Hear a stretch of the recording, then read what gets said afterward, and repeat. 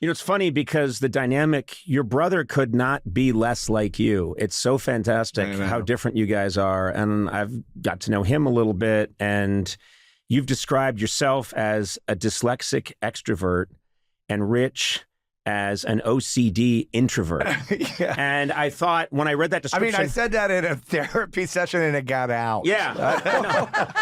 I was the therapist. That's a bad idea. Yeah. I just came in for the meds and now all of this.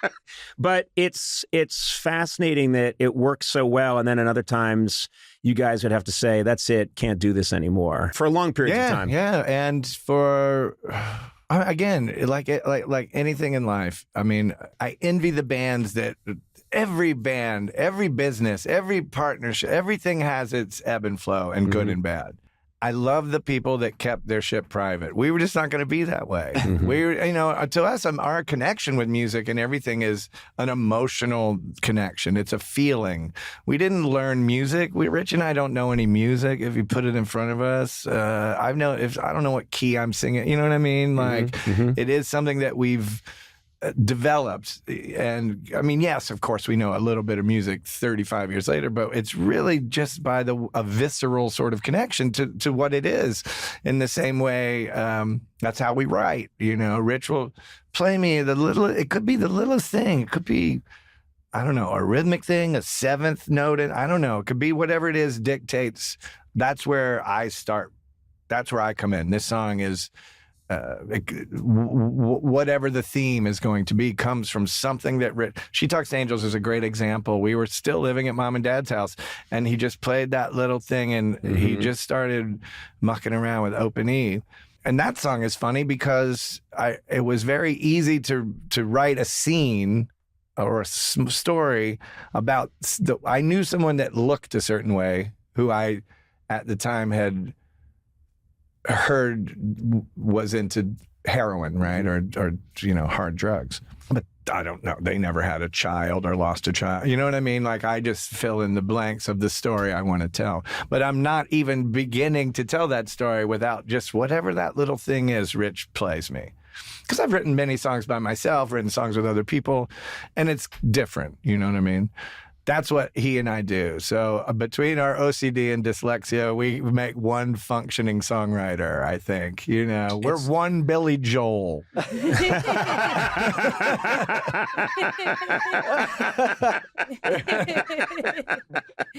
So Billy Joel who doesn't shower. I'm picturing when little kids, when one gets on the other's shoulder and they put on a big trench coat and try to go to the movie theater as an adult, and the hand comes out of the crotch to pay for it. But instead, they play piano. By the way, what's the Billy Joel song where he goes, what's the one where he breaks into like a vampire voice? You know what I'm talking about? I don't know that one. God, it's so funny. Long Island Vampire? No, it's one of his big hits. Yeah, the Long Island Vampire. Big shot. That's one. Big shot. No, because I was a big shot. Yes. Didn't That's you? so fucking crazy. I'm like, what is he? That's so crazy. I started to scan my brain and I just said, Billy Joel Vampire, and I went to him and the guitar going, you think that you're a big shot, didn't ya? You know, like Count Chocula. Yeah, Count Chocula. Well, you're not coming to my castle. That's fucking hilarious. It's like, someone talk to the bass player because I'm in the key of E flat. What? After every concert, his band mysteriously disappears. Will you get him on just to ask him what the fuck was that? I would ask him about the other song where he's like, JFK, blown away. The one where he's just listing things that happened in history. That's the one I remembered that Billy Joel was on Saturday Night Live and he was performing that song. We didn't start the fire. But then it's the whole list of like, Harry Truman, Doris Day, Red China, Johnny Ray, South Pacific, Walter Winchell, Joe DiMaggio. Okay, well, you're fired. You have a now. Get out. Way, I have erectile dysfunction after that. Yeah. Really? I have a huge boner. But anyway, I remembered being back near the craft food service table where the double doors are in Saturday Night Live, where the food is, and I'm standing there, and he's singing that song, listing things, and Jim Downey's standing there, and he turned to me and he went, he's just listing things! This is when it was like the #1 song in the country. But Jim Downey knew. He's just listing things. Just reading the credits as it goes down. It's like, oh, bring me my Encyclopedia Britannica. Which ones do you want? All of them, all of them. Get them all. This is a long song. A to Z. Sorry, I didn't know why he does the breaks into the vampire sound. Well, you know. It was the 70s. He was feeling it. You think you're a big shot. You know what's fascinating to me is that I don't think people get all jumbled up about time later on, and it doesn't matter, but you have to understand that in 1990, nobody was dressing like you. There was a Seattle punk thing that was starting to happen, and then there was also hair metal, and then you guys, and I think you've called it's Mick Jagger circa like 1970. Well, yeah, we really loved like 72 Stones. Like that was like the way Keith kind of looked. The Stooges. But it's funny because I always remember, you know, it was hard to find clothes like that. And everyone had looked like Guns N' Roses. And we went to England for the first time, and they had a place called Kensington Market. It was fabulous, amazing place. Like crazy stalls and homemade wild clothes and all sorts of stuff. Punk things, goth things, whatever it could be. And I bought a pair of like maroon kind of bell bottoms. And we came back to the States, and we were on tour with Aerosmith, funny enough, our first tour bus. But we played a gig in Rochester, New York. There's a baseball stadium there. And it was Black Crowes, Warrant, Metallica, Aerosmith. We're on first. And I remember this. I come out of the thing, and I'm like wearing my bell bottom, you know, with the way we look. And people are like snickering at me. And I'm like, y'all motherfuckers laugh all you want.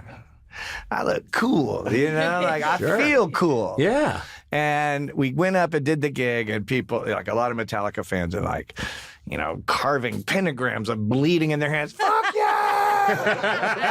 Yeah! Oh, I get that a lot. You know, they were like, we were the worst thing they've ever seen, but we were still kind of street, you know, we're from Atlanta, and I get up there and I'm like, rubbing my butt and looking at them, like kissing them, and I'm like, I just bring it up here, big boy, you know, I'm saying, they're fucking throwing tennis shoes and golf balls and shit at us. I'm like, who's bringing golf balls? Boing, boing. And so, but we did it. I'm like, who brought a pocket full of fucking golf balls to this gig? Security, you know. So we do the gig though, and we, you know, some people like it, I imagine. We're still here. But we didn't, we were like this, you know, fuck y'all. We're going to do our fucking thing. And this, you can't stop us. That's part of this weird rock and roll thing. Yep. So we go backstage. We're like, whatever. We played 30 minutes or whatever. Warrant is going on next. And they come out of the trailer in these little matching like outfits. They look like the Osmond family, you know what I mean? Crazy horses, you know. I remember that. And they would like do their little dance, and they would have like little matching, like one's got blue shirt, one's got a white shirt, blue pants, white leg, you know, little outfits. And these guys are wearing like these little, you know, at the time, I guess they had never saw the Osmond family, but right. So the stadium, I don't know, there's 50,000 people in there. And you just hear, Warren sucks, Warren sucks. Oh, Jesus. And that whole place is ringing this out. Like, it's loud. And they look at each other, and they went back in their trailer, put on their, like, sweatpants and got on the bus, and they left. No. And I was like, I mean, I get it. They didn't even know we were the Black Crowes enough to say we sucked. We would have gone out anyway. We just would have. We were that. Insert name here sucks. Yeah. These people wanted Metallica. And Aerosmith, which is totally cool. Of course, but I was like, you know, I was like, you should, if you really believe in what you're doing, you weather the storm, get up there, give it to them. You don't know. You know what I mean? Yeah. Like, you can't just fold. I mean, I'm not picking on them. I'm sure they're rad dudes. I don't hang out with them at the all-you-can-eat sushi place.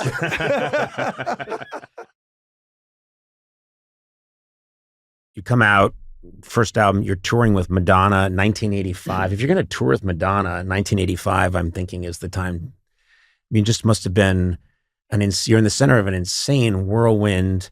You couldn't have calculated that. It was pretty crazy for her. I mean, think about it. She talks about it. She never got over it. Think about it. Yeah. No, but it was though, I think, where we were on that tour, and it was a huge deal and totally absurd that we got asked to do that tour. And Right. That's a bit of a story unto itself. But which Adam could tell, or I could tell, but either of us could tell it. But anyway, or you could just read the book and it's in there. Which would make what we're doing now completely irrelevant. Yeah. What if this whole thing was just read the book and then we just end it? No, You don't have to go into it. I'm just saying. No, but Madonna became but my point is actually that she booked a tour and she was playing like theaters, and by the time the tour was actually happening, she was so beyond selling out a theater in terms of stature. Like she literally I think by the tour, before the tour was finished, I think she was like on the cover of Time magazine or something. So it was like she was on her way to being a cultural phenomenon, but then she really was one by the end of that tour. So is it a coincidence that we were on that tour? I mean, I don't know. All I'm saying is, before you guys signed up, she's in theaters, small theaters. Yeah, I mean, she used to be at the same. We used to play at the same clubs in New York. Yeah, I'm just saying. And then no one ever talks about that part of the story. story. You're right. In the podcast era, this is compelling information. Well, actually, it is. Because she's floundering around. She's in theaters. It's going nowhere. You add the mixture, the key element of the Beastie Boys. Yeah. Right. Suddenly, she's on the cover of Time magazine, which at that moment was a big deal. Huge of course, deal. now no one knows what you're talking about. You don't know who Joe Franklin is, do you? Yes, I do. We were on the Joe Franklin show. No, really? In 83, Joe 84? Franklin, just for our listeners. Yeah, how do you explain Joe Franklin? Joe Franklin, a guy who never should have had a show, but magically did. He name dropped everybody in show business. He had a small, it almost would today look like a cable access show. Yeah. And he sat there and his show was on for 40 years. Forever. Really? Forever. Yeah, forever. And he had like a real studio in New York. Like you'd go and it was like very vaudevillian. Yes. Right? And a lot of his references would go over the head of anybody here. But Joe Franklin is an iconic New York institution. Yes. And being on I can't imagine the Beastie Boys on the Joe Franklin so show. Great. And then at the end, he was like, well, fellas, whatever he called us. I don't know. He's like, I see big things happening to you since you are going to be on this show. And he was basically like, you're giving the Joe Franklin bump. It was pretty great. It was pretty great. You're like, I don't know. Next thing you know. Yeah, then we go on tour. So what you're saying, Joe Franklin blesses you, then you guys Rock and Roll Hall of bless Fame. Madonna, and then Rock and Roll Hall of Fame. Yeah. Oh, true. You're right. Joe It all Franklin goes back blessed to us. Joe Franklin. You guys have 7 platinum selling albums. And that's thanks to a man named Joe Franklin. What's with the other ones that aren't platinum? Because we made more than 7 records. I have bad news for you. Good I question, know. Adam. No, I don't. I did. There's a I couple, love- everyone's Couple everyone's stinkers. got a couple of duds. Everyone. I like I them. mean, I love to happen. that your mind works that way because that's exactly It's Sona. what didn't work. It's There's 7 that did, but what didn't work? yeah, that's exactly how I mine didn't works. know Yeah. a music insider. Would you like some musical insider information? Yes, I would. So we were at our studio here in California, and I was smoking the pot. This was a long time ago. Oh God! And we had Trying to discourage kids from doing this. we had a gold record on the wall. It was our record, Paul's Boutique. Mm-hmm. And I was looking at it, and I could see it has our label, and I could see that it has whatever, like 9 songs on the one side. And I was looking at the actual gold record, and it only had 4 songs on it. And I was like, wait, you guys.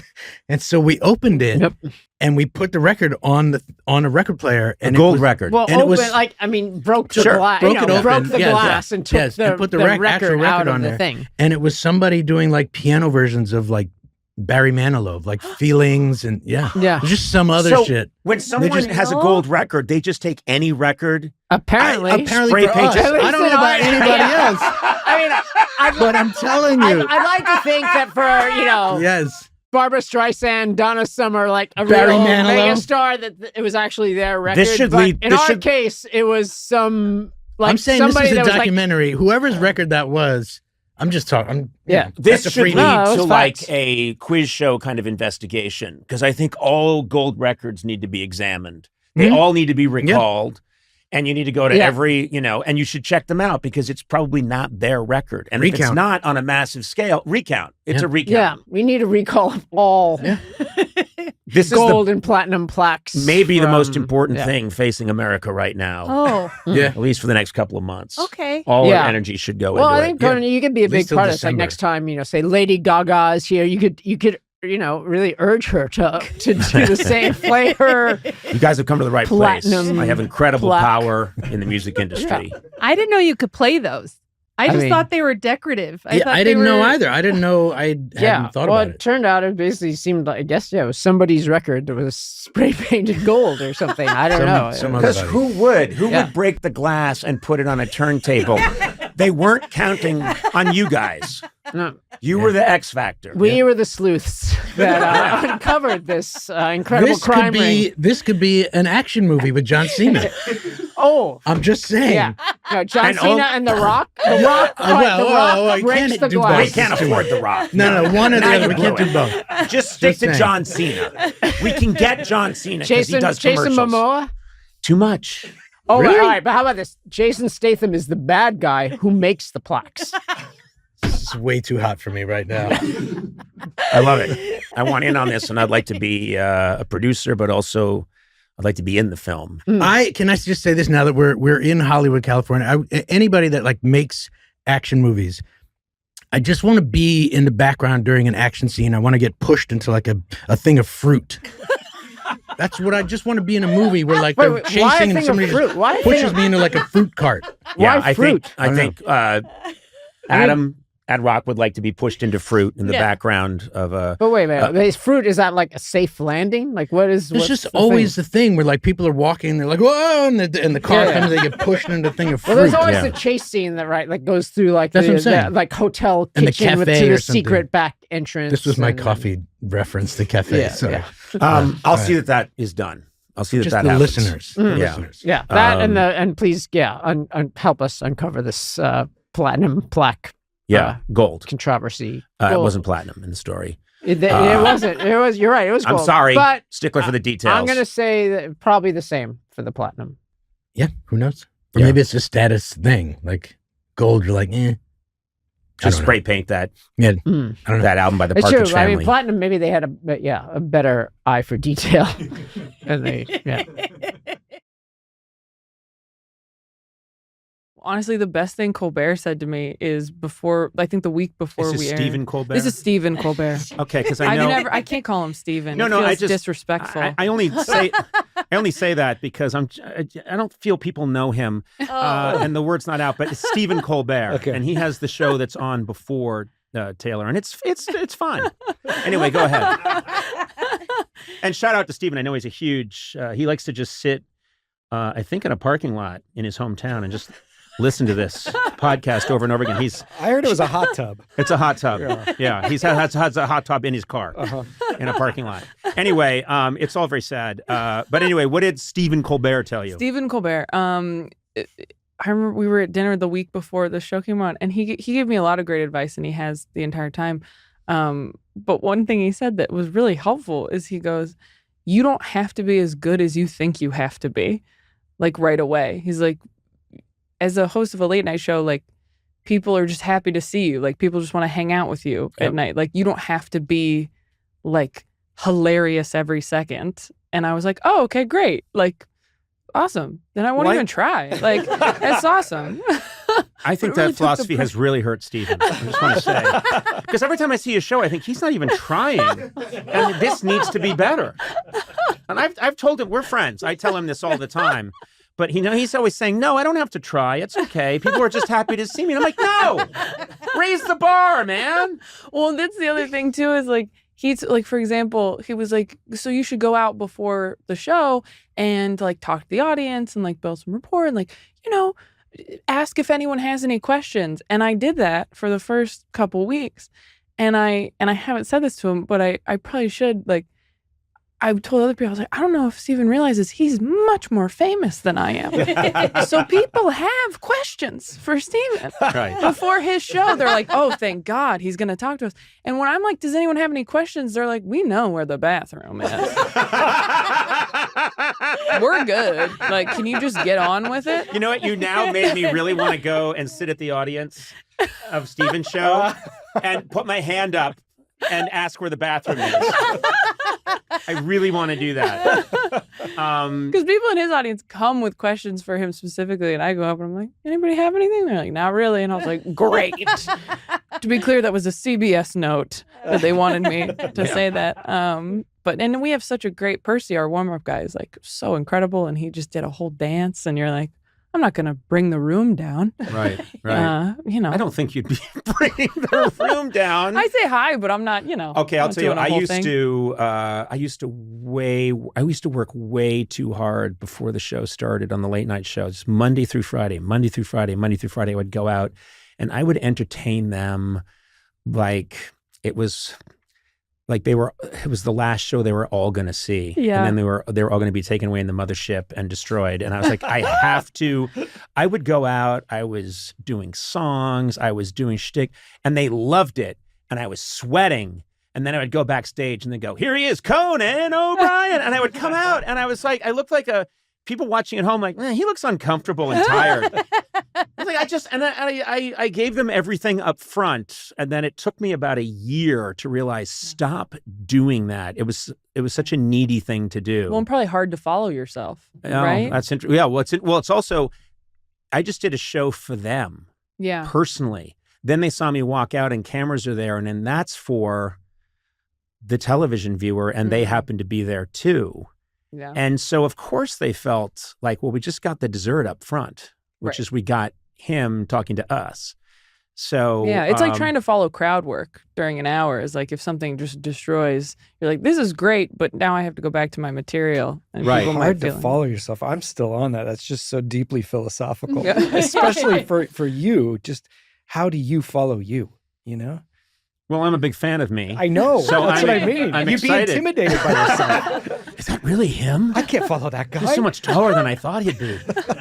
No, that's really helpful to hear, actually. I was also going to ask, because you didn't go into dressing rooms before the show, right? I did. Oh, you did? Okay. Yeah, Never came into mine. Did the show twice. Oh, no. Never said hi. But that's okay. I was a stand-up. No, I will tell you why. When it was women, I was told sometimes that my appearances were abrupt. And it almost looked like I was trying to catch them. So I got a talking to. Remember, Sona, you talked to me. You were the one. Yeah, I was. I was like, stop just barging in with there. With the men you knock, and then you come in, and with the women you kick the door open and go, what's going on? No, I wouldn't do it all the time, but I would do it. Sometimes I thought if there was a guest, especially if there was a guest that I wasn't sure what the chemistry was going to be. I wanted to go in first and get a reading of like, what is and you can tell, like you can go in, and if I had a difficult time, I remember going in and, well, I can say Lance Armstrong, years before his, scandal, he was on the show and he was like the biggest, thing in cycling and one of the biggest figures in sports. And I was excited to have him on. I didn't know anything about him personally. And I went in to talk to him, and he was just kind of felt like he had a chip on his shoulder, and I couldn't connect. And I can connect with a burnt out light bulb if I have to. Like I can really connect if I couldn't figure it out. Lance, I have chemistry with everyone. Yeah, I know. This is not on me. But I said, yeah, your chemistry seems altered. Oh boy. But no, I left the room, and my producer was eating a bowl of soup and went, what's going on? And I said, Jeff, I don't know about it with Lance Armstrong. And he was like, oh, I'm sure it'll be good. Slurp, slurp. And so then I we had the interview, and I felt the same thing. Yeah. It's not, anyone would look at it now and go like, oh, it's fine. But I couldn't figure it out. And I like to go in sometimes. Sometimes there are people who are really nervous, and sometimes surprising, because extremely famous actors who I'm a huge, I mean, I love Joaquin Phoenix. I love him. I think he's a terrific actor. And I think he was, what a lot of people forget is that these people have a different skill, which is he's an amazing actor. But I think at that stage anyway, he would come on the show and he didn't do a lot of talk shows. And I remember he was really nervous. Oh, wow. So I would go in and just talk to him. And he would say, "This is crazy. I can't do this." And I thought, "What are you talking about? You're an iconic young actor. They're going to be so happy to see you." But it was not his process to go out and just shoot the shit with someone. So sometimes I would go in and just let them know, first of all, the stakes are really low. It's just you and me. I like to take care of people, and we're gonna have a good time. Yeah. And that would help if we had a relationship prior to them coming out. Well, and our show is also different because, I mean, this is something I've been sort of trying to find time for because, like, I just didn't realize how fast the day was going to go. So you're like, there's not a lot of time. I usually meet panelists when they're coming out to rehearse, which is when everybody else is meeting them. Right. So I've been looking at my schedule going like, okay, where can we find time? Because they get there and they start working with the writers on jokes. Not to like destroy the illusion, everybody. I was going to say, not a real game when show. when I have watched it the first time I saw it, and as jaded as I am, you'd think I'd know, but I'm watching it and I was like, wow, these people are killing it with their answers. And then literally a me stepped out of me and went, come on, man, you're smarter than that. Oh, okay, the writers, okay, great. But it works. It's funny. Yeah, it's great. And I mean, they're working with the writers like in their rooms, in hair and makeup. Like, I don't want to take time away from that. So figuring out how to do that. And there's also like, there's guests I feel nervous around. Like, you know, Maria Bamford came on the show and I was like very nervous around her because I just think she's a genius. And like Janie, my social media manager, was like, you wouldn't even look her in the eye. And I was like, yeah, because I was scared.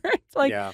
But there's also lots of people that I am friends with or I know, and that's like an easy day and I feel very comfortable around them. But there's also a lot of people I haven't met. And, you know, finding out how to do that. And I'm horrified to find out you did go into everyone's dressing rooms, except for mine. Not yours. So, I Again, mean, it was an look, HR twice. issue. Yeah, I only did it twice. It's fine. But third time is when I go in. Tom Hanks came on many times. First two times I wouldn't go in. It was always it's got to be third time. But like Kelly Clarkson doesn't go in, or doesn't go into mine. You know, I don't know. Can I just say, not to bum you up, but Kelly Clarkson walks in here all the time. Just walks in to check in on us. She stops by my house sometimes. No, I know. She's incredible. She inflated the tires on my mountain bike. But both times I did her show twice, and both times like she just makes you feel so comfortable immediately on stage. So you're like, oh yeah, it's fine, in the same way you did. But like, yeah, I think everyone just has their own, you know, process. And so it's been interesting, like in the first month that we're doing it, trying to find how it works best for Everyone's me. got their own way. Some people, I know Letterman never went in and talked to anybody. And I think he just wanted to keep it all fresh. Right. But it's all what serves you. Like I said, you have to get to the point where there's got to be just almost this ruthless quality of, as you go through it, you're going to realize, I like this. This makes me comfortable. This I'm less comfortable with. And you can't judge it. You just have to make sure that that's what happens. Yeah. So if something works for you and serves you, do that. You're playing a very dark role in this, in Friend of the Family. Which, dark show. Yeah, for sure. Absolutely. That's not an easy one. I've heard of this story, and I just wanted to mention it quickly because it's a story that I found absolutely insane and impossible, and it's true. Yeah, it's completely insane, and it is 100% true. But yeah, there was a documentary about this family that was on Netflix a few years ago called Abducted in Plain Sight. But the show is about the Broberg family whose daughter was kidnapped twice. Yeah. By a very close family friend. By a friend of the family who's hung out with them and spent a lot of time with them. Yeah, and he was a master manipulator, blackmailer, and pedophile. And he groomed not only the the daughter, but both of the parents separately. Yes. And blackmailed them, and it's an unbelievable story. And you're the father. I play the father of I play Bob Broberg, the father of Jan Broberg, who was abducted. And who is playing Jake Lacey? Jake Lacey. Okay. Who is that is a dark role. To yeah, play. yeah. It's really heavy stuff. It was really, really dark stuff. There are so many times, it happens 15 times a day, where I say, that's why I'm not an actor. Seriously, I'm just always blown away by people that can inhabit a role like that and explore that kind darkness, or just you could play a serial killer. Yeah. I mean, you've got the look. I know. You've got the look. Yeah. Got the beady eyes. You've got it. No, I've killed and I'll kill again. So that's something I know. But there's so many times where I see I'm not one of those people who thinks acting that looks easy. I'm totally in awe of actors because I think I don't have that. I don't have that thing. I don't know how people do that. I mean, this actually sort of goes into what we were talking about earlier. Like, I would much rather keep things light and easy and fun. And so, like, if there's a comedy to be had, like, all in, can't wait, like, sign me up.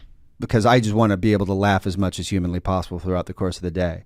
But, like, this thing was so dark. I mean, it's hands down the most, like, challenging thing that I've ever been a part of. Sure. And like, I mean, my head is shaved. I'm wearing glass. Like, I did everything I could to not look like myself. Right. Just because I was so intimidated by what it was that we were trying to do.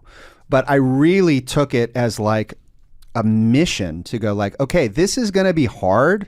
This is going to be challenging and difficult, and there are going to be a lot of days where you're not going to want to go to work, and there's going to be a lot of days where you go, get me the fuck home as soon as possible.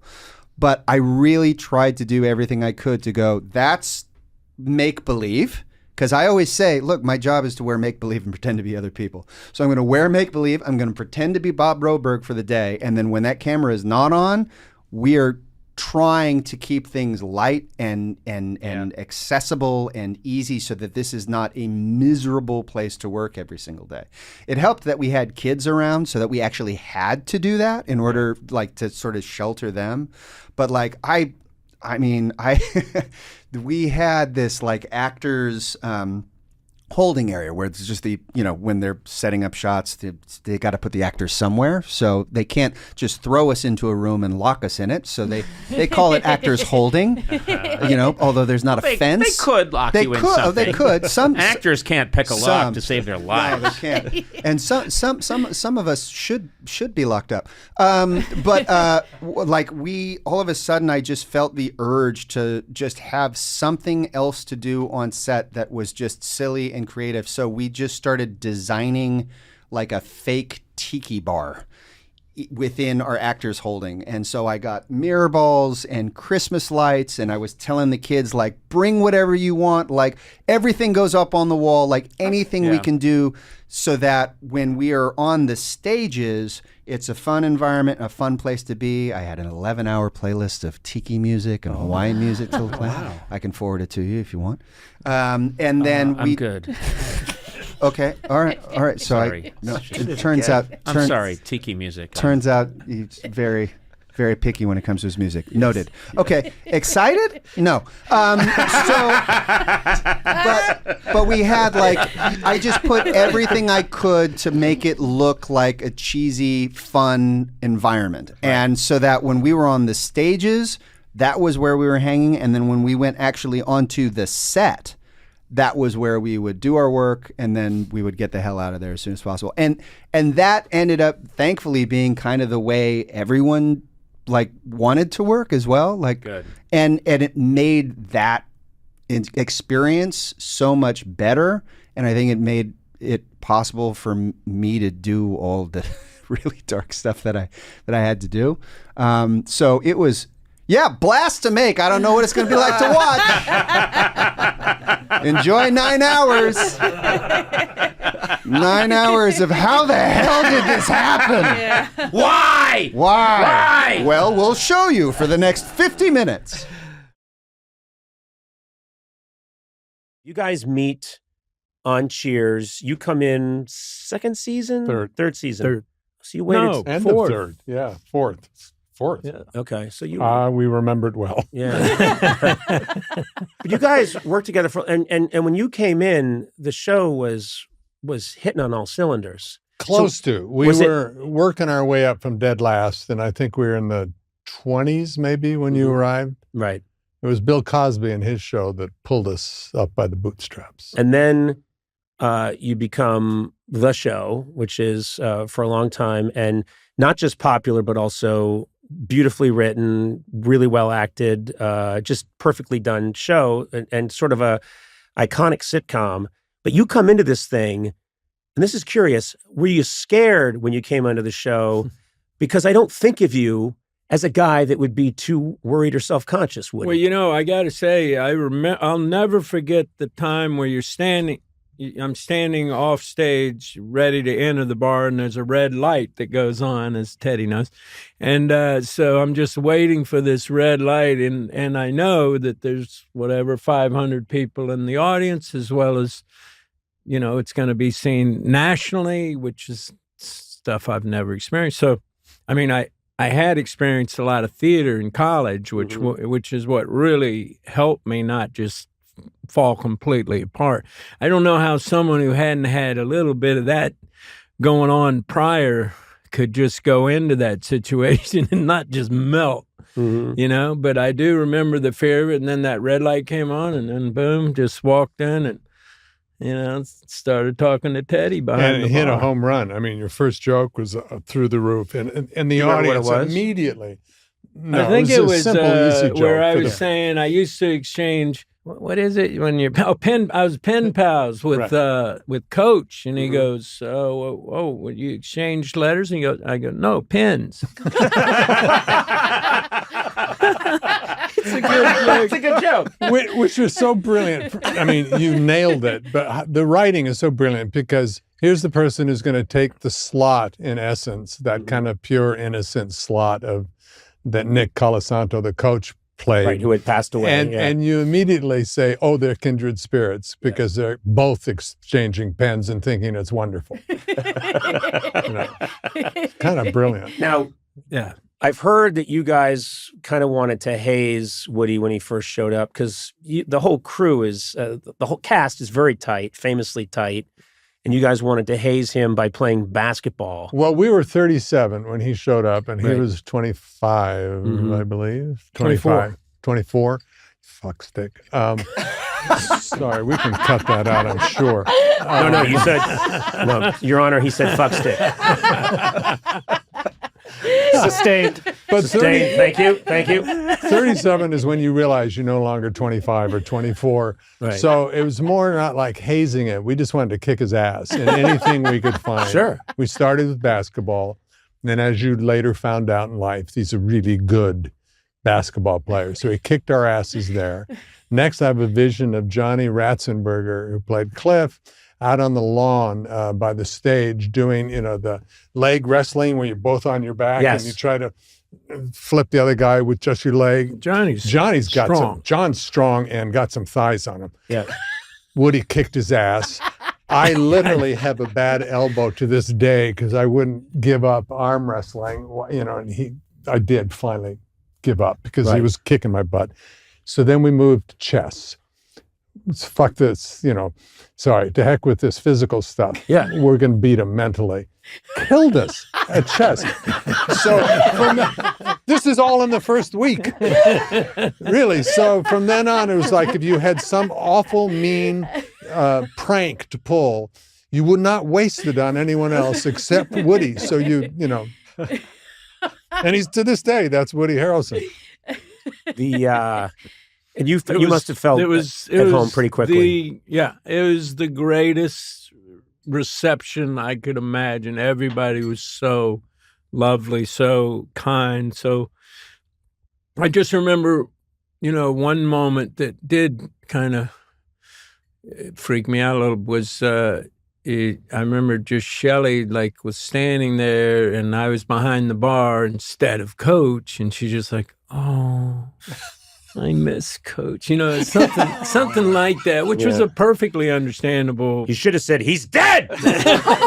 Jeez. Snap out of it! He ain't coming back! I'm sorry, that's how I talk to people.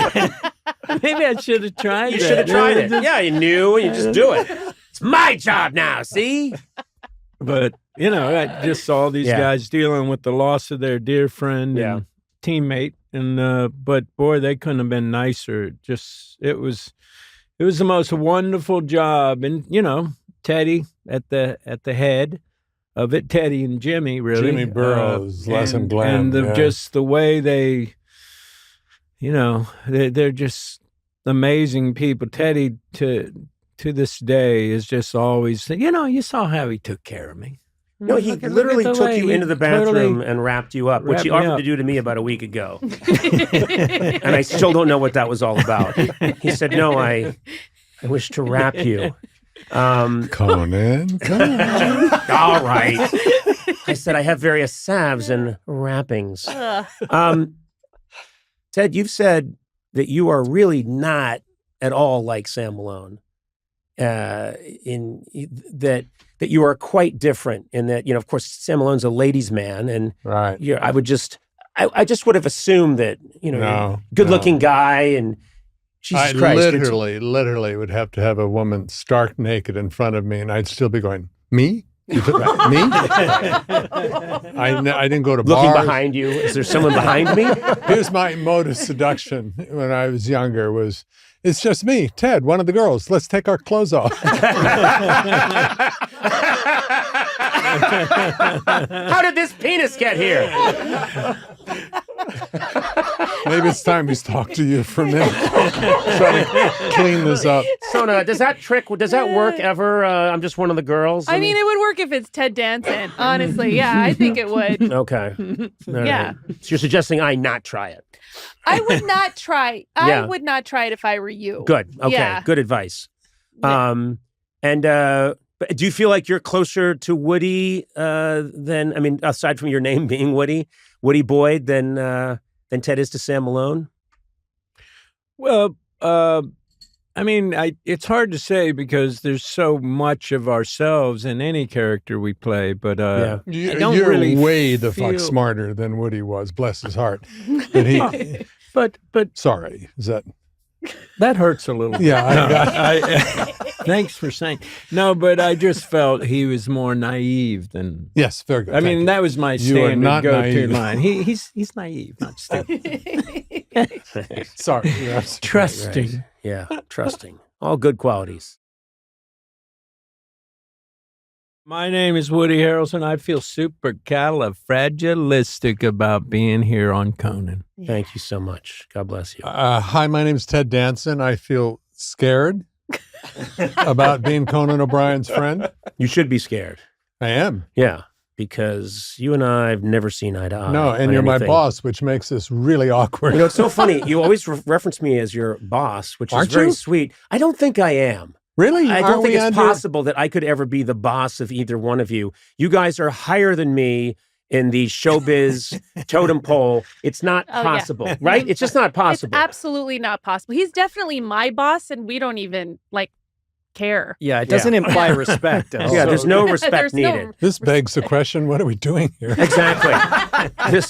This was a huge booking mistake on somebody's fault. Listen, I'm so thrilled to talk to you. I know you guys have a podcast you do together, and I am delighted that you are here and I get to speak to you. You're both drinking what looks like blood out of glasses. Woody may be, but mine's apple. Okay. Watermelon. I think we should address the elephant in the room.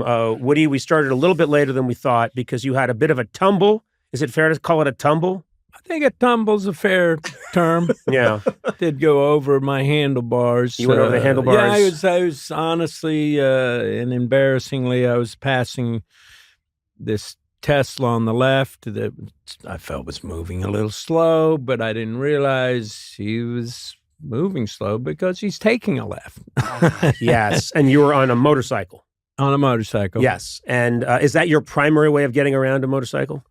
Well, I always feel like the shortest distance between two lines, between 2 points in L.A. is a motorcycle. Mm-hmm. So I do tend to take it. But today it proved not to be so very fast in terms of Right, because transporting we me. lost some time while people were figuring out, are you alive?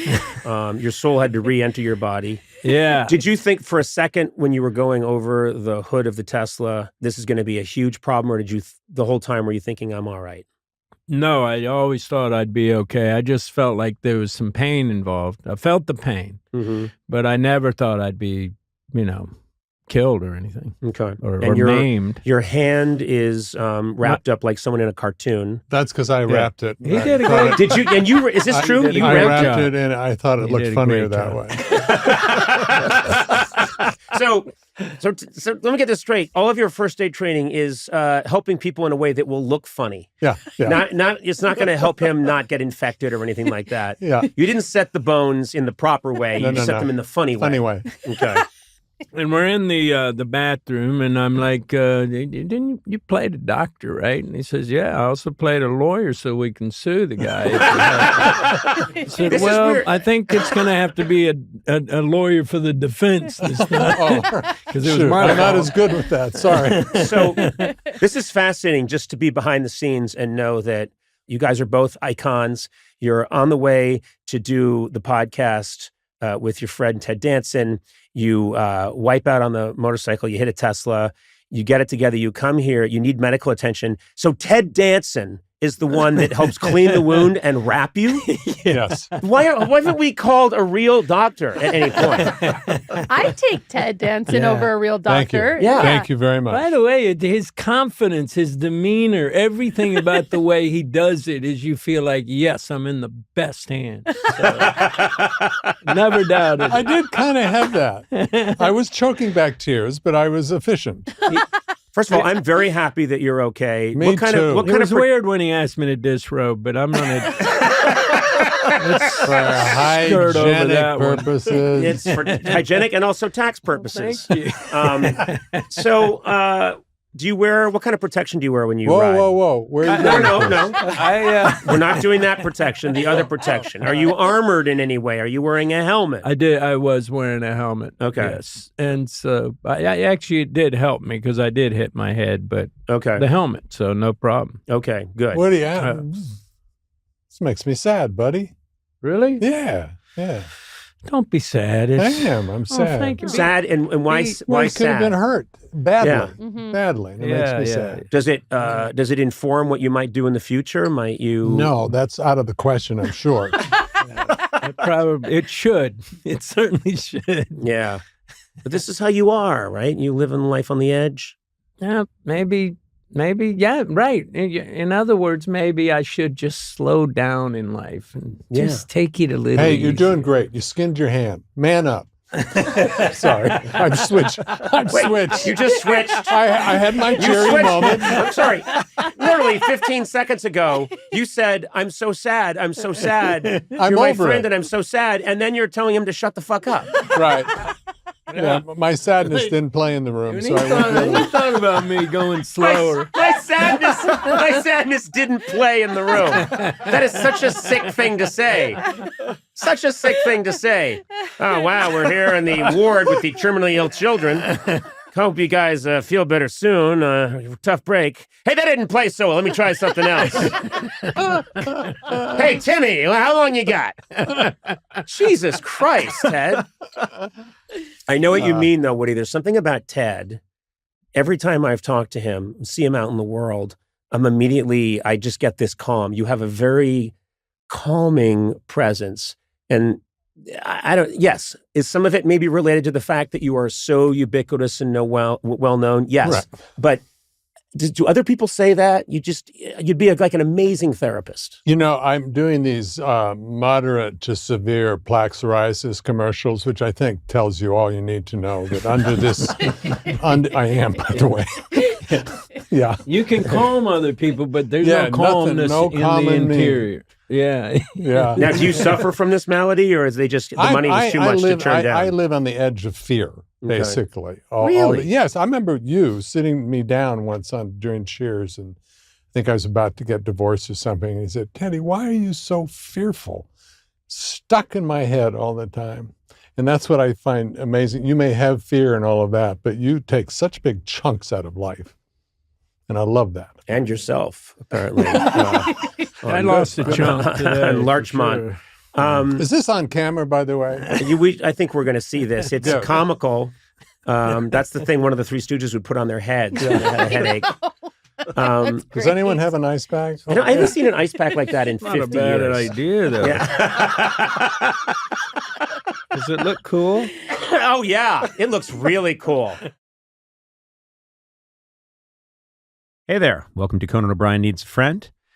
Joined as always by my good pals, Sona Movsesian. Hey, Sona. Hey. And Mr. Matt Gourley. Hi, boss. Please don't call me boss. Hi, lackey. You went completely the other way. Hi, friend. It is a little strange because other podcasts tape here as part of our company, our growing empire. You said "our," but it's yours. Yeah, it's implied. Well, no, now it's official. It's ours. Oh, yeah. Okay, that's legally binding. But Mr. Ted Danson is here all the time, working, who's one of the most delightful, cool people ever. And he'll walk in and he'll go, "Hey, boss," to me. And I'm like, no. He does it as kind of a joke, but I'll say there's no realm. There's a hierarchy and a ranking in show business, and Ted Danson is way above me in every way. And I think it's very funny when he walks by and says, "Hey, boss, good to see you." And I feel like telling him, "Yeah, go clean that toilet, Danson." Yeah, you weren't waiting for us to be like, no, you guys are on the same. You weren't waiting for that. Are you fishing for that? I knew okay. I wasn't fishing for it, and also I kind of did for a bit, and no one said a word. Okay, I thought so because neither one of us was going to say anything. No, you went out of your way to fill a tall glass of water. Yeah. And then drink all of it. And then you took a 10-minute nap. And in that period of time, I was still waiting.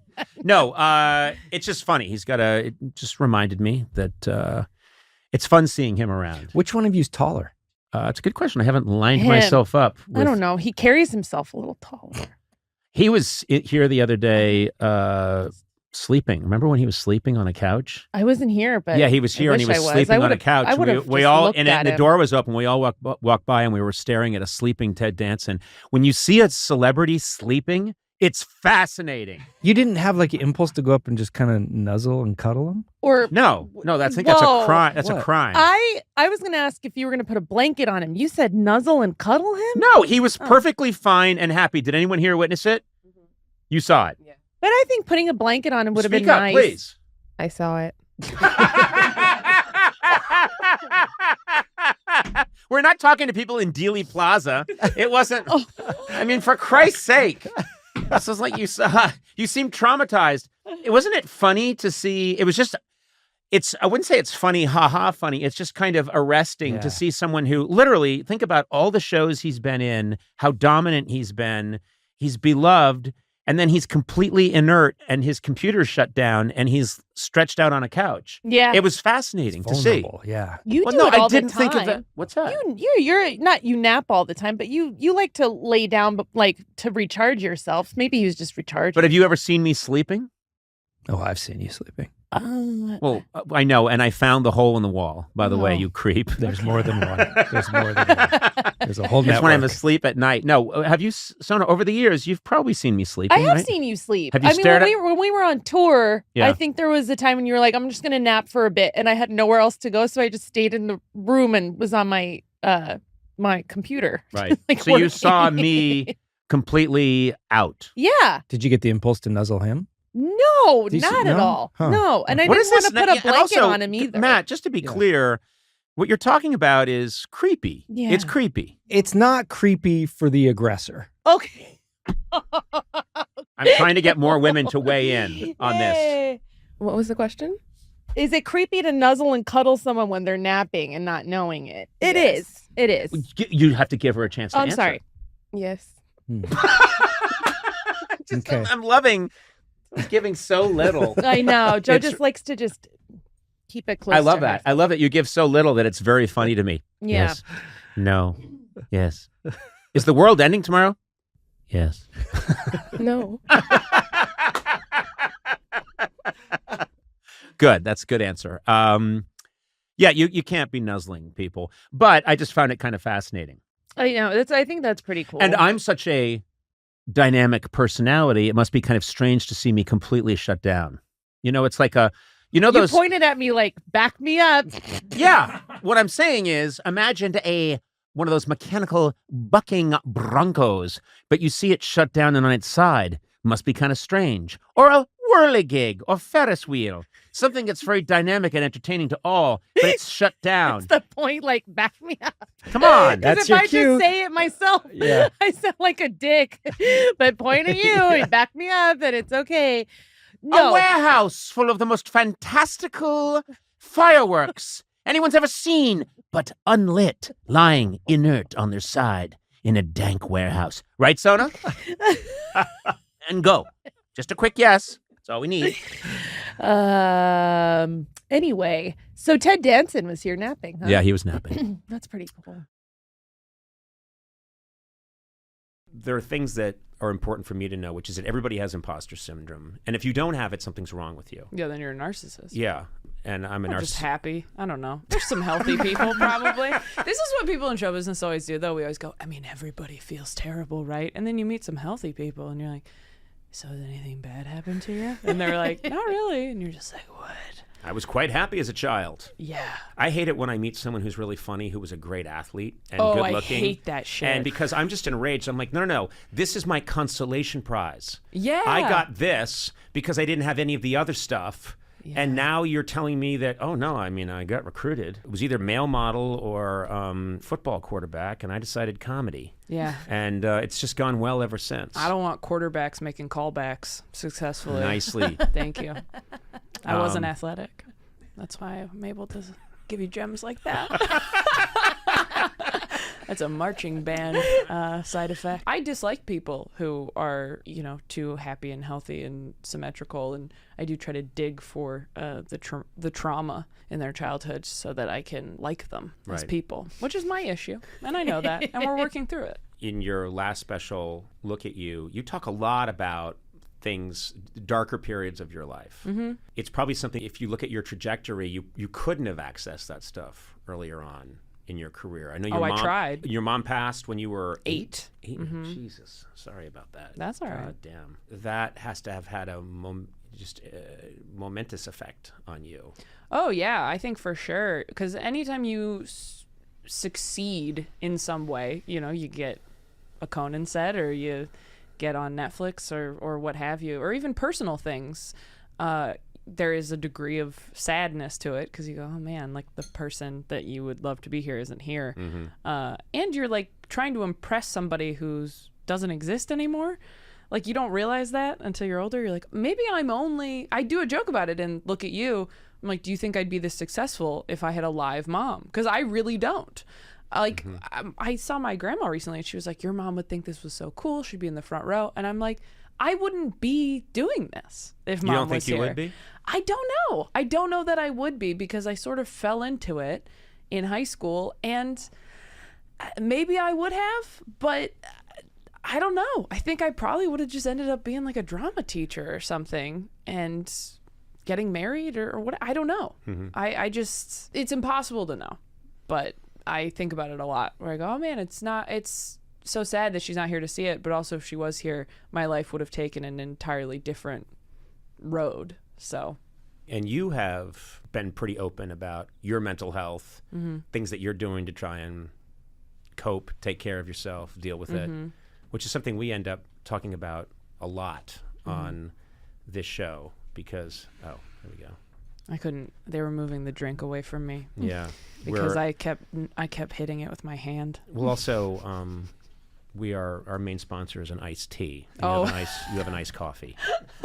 And we're not allowed to ever show or admit that iced coffee exists. Oh, yeah. And I kept jostling it like a goddamn unprofessional child. And I love that we're in the middle of talking about this trauma in your childhood. And Adam Sachs runs over and moves an iced coffee away from you. You know what it felt like? It felt like you guys were like, you're not being that funny. No. And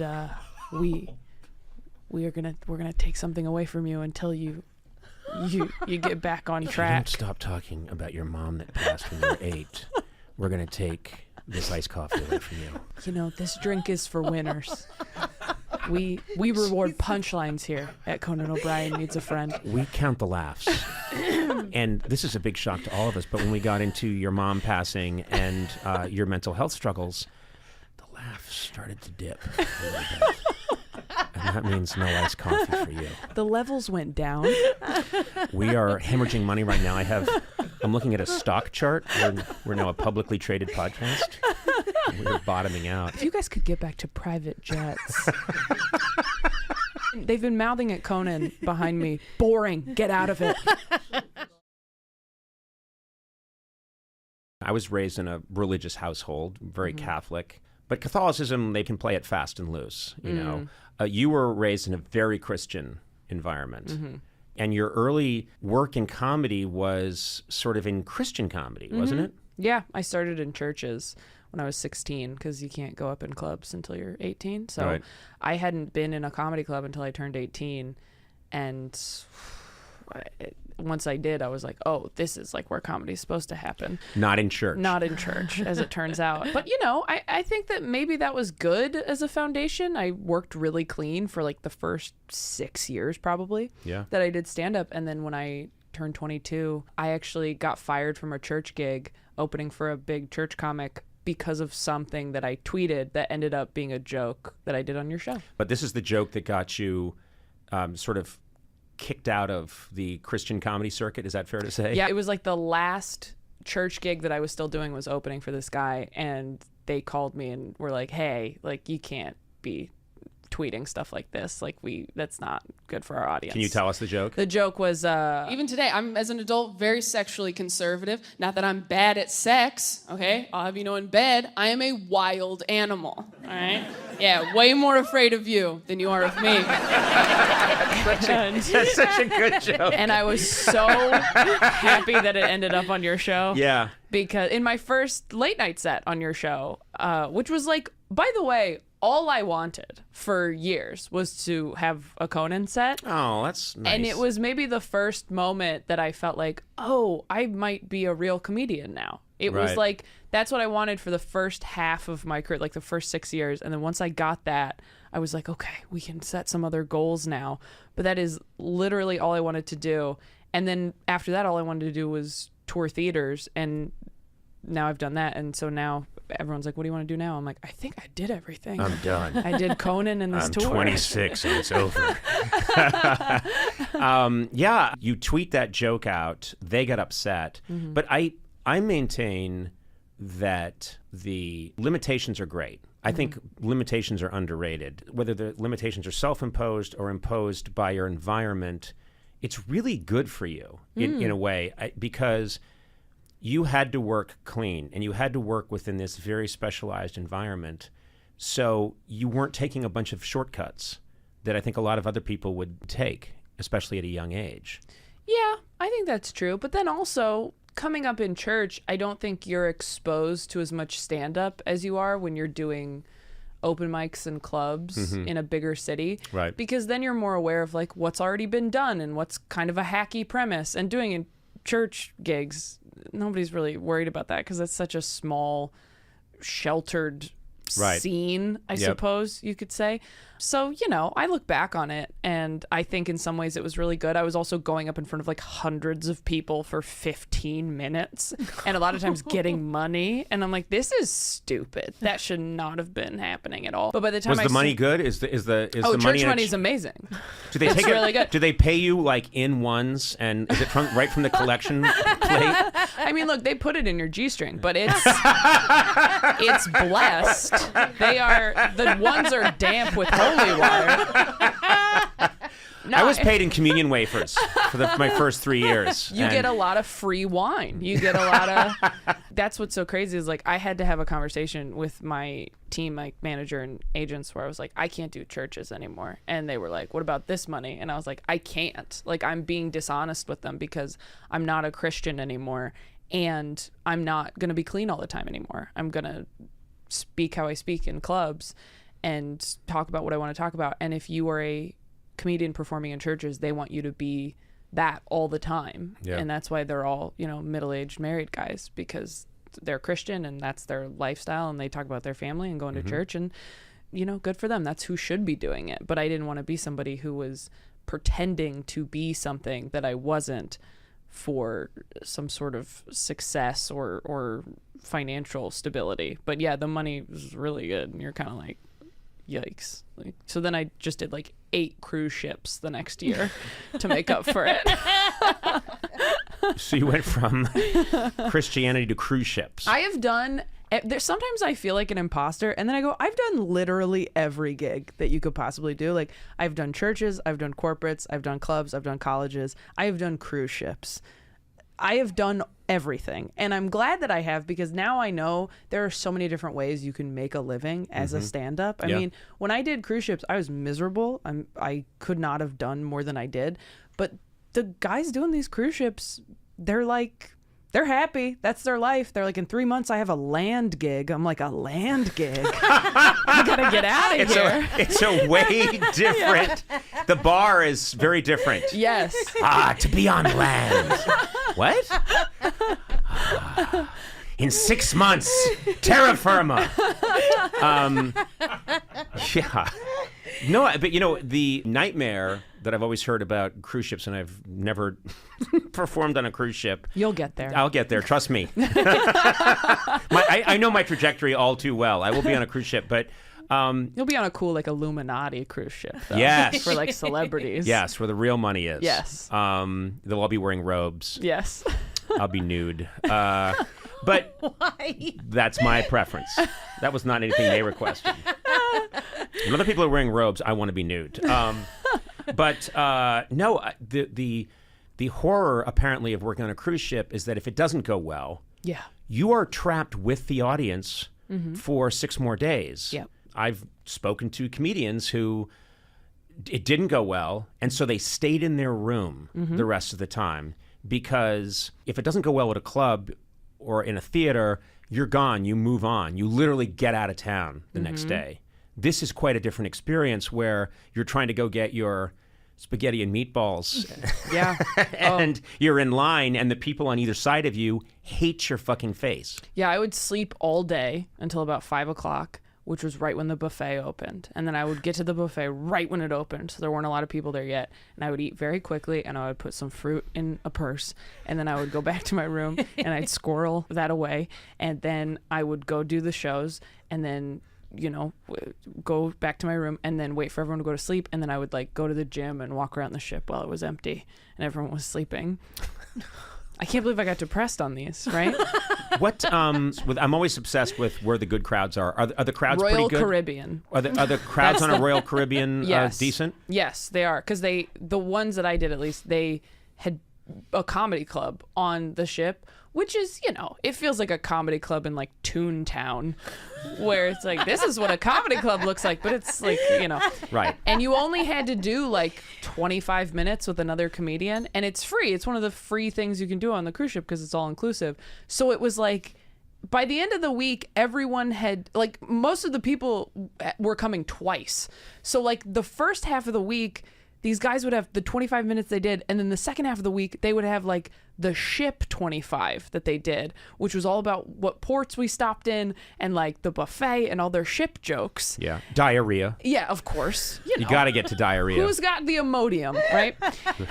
And it was, but I did some that there was no comedy club. You were just in like the piano bar, and you would perform stand-up, and it felt weird, and people were walking in and out, and there were kids at some. And so like Royal Caribbean was one that when I did it, they had a comedy club. It was adults only, and you only had to do 25 minutes as opposed to like 45 or something. So I only did maybe like 7 weeks of it, and not consecutively, but by the end I was like, these are the only ones I want to do.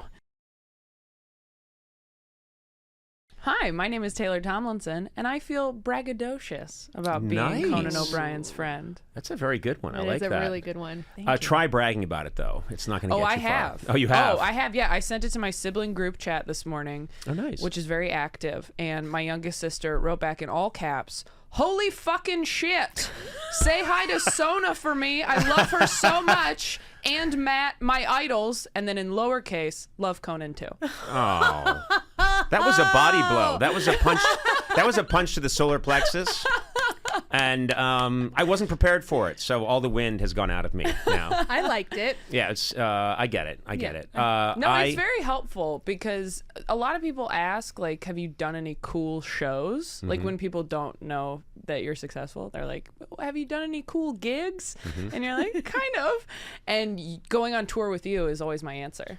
Oh, that's nice. Yeah, Thank you. It's really nice. We had a blast. We had it was so much fun. I don't know what your memories are of that, but I'll just bring people up to date. We did I want to say this was before COVID, not 2018. 2018, and maybe the cause of COVID. We're not sure. There's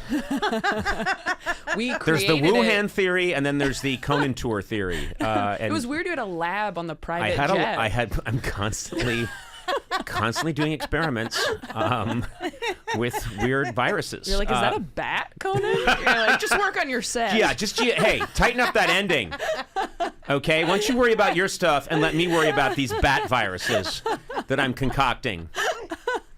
Yeah, we all have hobbies, okay? What's your hobby? Yeah, that's my hobby. Yeah, I need to be more careful about keeping that shit in the lab. But anyway, we went on this tour, and I remember my distinct memory of you was, I would say most of the audiences were really good. Yeah.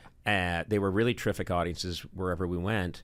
But I remember you just being absolutely fearless in a way that blew me away because you're so young. Oh, thank you. And I was very impressed. I was like, this person doesn't know fear or is not showing it that you have fear. But you would go out there and you would kill it, and you had a sense of purpose that I found to be incredibly impressive. Oh, that's so nice. You know, you're like a third my age, and I just was blown away by that. You know, Yeah. I've actually done the math. Have you? Yeah. I'm 79, and you were 11 on that tour. So yeah, I was like, is Conan 90? You're gonna really love her. Unlike some of us, she didn't fight in the Korean War. Yeah, I think I was 24 at the time, and what I've found is that if you start really young, people are very impressed with you, even if you are trash. So who knows how good I actually was, but it's like when you see like a dog skateboard and you're like, he's not supposed to be able to do that. You're like, is he a good skateboarder? It's like, no, he's a dog, but he's doing it. He's doing it. Yeah, which is more than we ever thought he could do. I'm not going to say you were a dog on a skateboard. I'm not going to say that. You're a hilarious comedian, and one of the things that impressed me is we talked a bunch of times, and your work ethic and the I don't want to say pressure you put on yourself, but you have a very high standard, which I found to be incredibly impressive. Oh, thank you. Well, again, when you're younger in this business, I think you get certain opportunities when you're young and you want to prove that you're worthy of them. So that's certainly an aspect of it that contributed to that pressure. And then also I just, want to be really good at my job. I think it's more fun when you're really good. But yeah, I mean, that tour was so insane because I remember like the first night, maybe we all had dinner and you like pulled me aside afterward and made a point to be like, hey, just so you know, really glad you're here. You deserve to be here. Like, you kind of picked up on my imposter syndrome, I feel like. Right. And made a point to be very encouraging, which I think you did with everyone, I've heard. Not with Funches. Well, he's very confident. Yeah, he's an imposter. I was like, look, I know we all feel like we're imposters, but you Funches. No, I absolutely, I'm picking on this guy because I absolutely adore him. But he's so good. First of all, you showed up for the tour and you were sick. Oh, yeah. This was back when it was impressive to push through an illness. Yes. This was, again, 2018. I think I had like the flu the first leg of the tour, and I came back the second week, and everyone was like, nice to meet you. Because the first week, I was just in so much pain. I was trying not to even drink water because we were on a private jet with Conan O'Brien, and I'm like, I can't be in this bathroom. Can I say the most impressive thing? Yes, we got a jet for certain legs of the trip, to get us from here to there. But the economics of the tour was, this is how it's going to work. If there's 11 of us on a private plane, this can all work. So we did that, and about halfway through the tour, I remembered you guys saying, so Conan, when you bought this jet, did you... and how did you pick out this wood grain? And I said, wait, what? And you guys were like, when you bought this jet. And I remembered, I think I was saying to you, I said, this is not my jet. Yeah. We're leasing this jet for this tour because the tour is helping to pay for it. But I fly commercial. I don't have a jet. And I said to you, what made you think that I have a jet? And you said, well, you've been on television my whole life. And I'm like, so therefore you must have a jet. I'm like, are you fucking kidding me? Yeah, I No, remember... my jet is American Airlines. Hi, American. I remember thinking, like a little less jet. If Conan doesn't have a private jet, who the fuck does? Well, I say, like, this is the thing with me, is I see people, and I know that it's a big sign of success with like Instagram people and influencers that you fly around on a private jet. And I always tell people, do you know what that shit costs? Oh, yeah. And none of your children will ever go to college if you're flying around on those things. It's not going to happen. So I'm very happy to hitch a ride with someone, or if the tour will pay for it, great. It's lovely. But I just knew when there was that moment where you guys were like, oh, so Conan's jet's pretty nice. Oh, yeah. We all thought that was your jet. I should have kept my mouth shut, too. Yeah, you should have. And I should have worn a big fur coat the whole time. You should have. I remember, too, we were all scared to take the photo in front of the jet, but we wanted it, obviously. The minute we saw the jet, we were like, we're all going to get a picture in front of this jet, right? Right. But we were like, it has to be a group photo. We have to time it. So I think we waited till like the last day, maybe, of the first leg. And I remember Ron was the one who was like, yeah, we're taking a picture in front of the jet, of course. And we were like, oh, thank God. Okay, let's just do it. And we were also like, can we ask Conan to be in the photo? Is that okay? Like, right. I don't know if but I guess Flula probably knew you the best of anybody, but I had only met you for moments on your show. Yeah. And so I didn't know what you were going to be like. And I remember thinking just like, why is Conan like hanging out with us? Like, did your respect for me plummet? Oh, yeah, of course.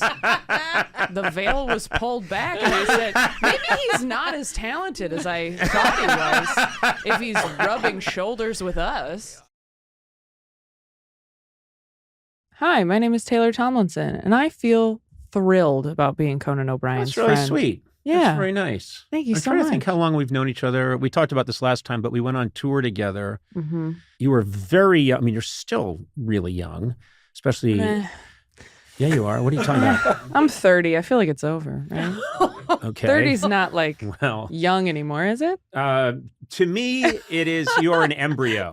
You are a frozen egg, as far as I'm concerned. I just have to keep clearing milestones in order for people to think I'm young. They're like, "You're young for like a late night host." And I'm like, "Okay, that's there you true. go." Yeah, I watched your first episode this morning on YouTube. Oh, that's right. Because you were 30, right? I had just turned 30. Yeah, same. And you had the little calendar, and it was September 1993. Yep. So 6 weeks before I was born. Oh, that's so crazy. Isn't that crazy? Well, see, I think that puts into context just how young you are. That my show started 6 months before you were born. But I remembered you having, I was really impressed with, I mean, obviously you had just amazing material, but you would march out there and you were at the time 20, 21, it was a long time ago. I was 24, I think. Okay, and 24. I had done your show. You had done, you had done my show, but you marched out, killed it. Walked off stage, was really sick. Yeah. And I was very impressed, just so impressed with you. And so I said this to you in the hall, and I said to myself, say that again on mic, but I want to congratulate you for like 15 things, because you've just did your third Netflix special. You have a late night show. People have found you. You made this whole thing happen. I'm so happy for you. I want to start on that like nice note, and then we'll devolve into petty grievances. That's so nice. That's really lovely. But also you're terrific. You're absolutely fantastic. And I don't know. Everything that's been happening for you, I just am watching now from the sidelines and just saying, oh my God, yes, go Taylor, go. This is totally deserved. This is all the best things are happening to someone good, and that doesn't always happen. Oh, that's really nice. We're going to cut all this out, right? No, deeply uncomfortable. No, we're not. We're not all recording. These compliments. We're Oh, not terrific. recording. Okay, I don't great. even mean any of this. I'm practicing for someone I really like. We have real stars coming on later this week. This is sort of a warm-up ep for me. This is for one of the Wayans brothers. You know, I've just got this whole thing memorized. I don't even know which one. It kind of can go with any Wayans. When you were doing your show, did you ever have episodes where you're like, oh, thank God, I'm not nervous to talk to this person at all? Like, however this goes, it's fine. Yeah. Yeah. Yeah. Well, it's funny because I can talk shop with you, which I love. I mean, there's so many things to talk about. I loved the special that you just did for Netflix, and thought there were so many, it's so many great jokes, and about it's very you, which is it's just a huge compliment. Like really so much nice. of your comedy comes from just you, your experience, the way you put things. You had this thing that you said at one point. My brother is trans, my sister is gay, and I identify as afraid. And I thought, well, you really watched it. Yeah. No, I was.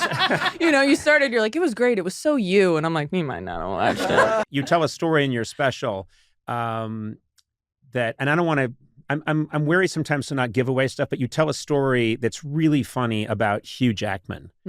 And I was watching it and I was really laughing because you're talking about how he's like a surreal, ethereal creature, you know, not of this earth. And I have my own Hugh Jackman story, which is not part of a Netflix special.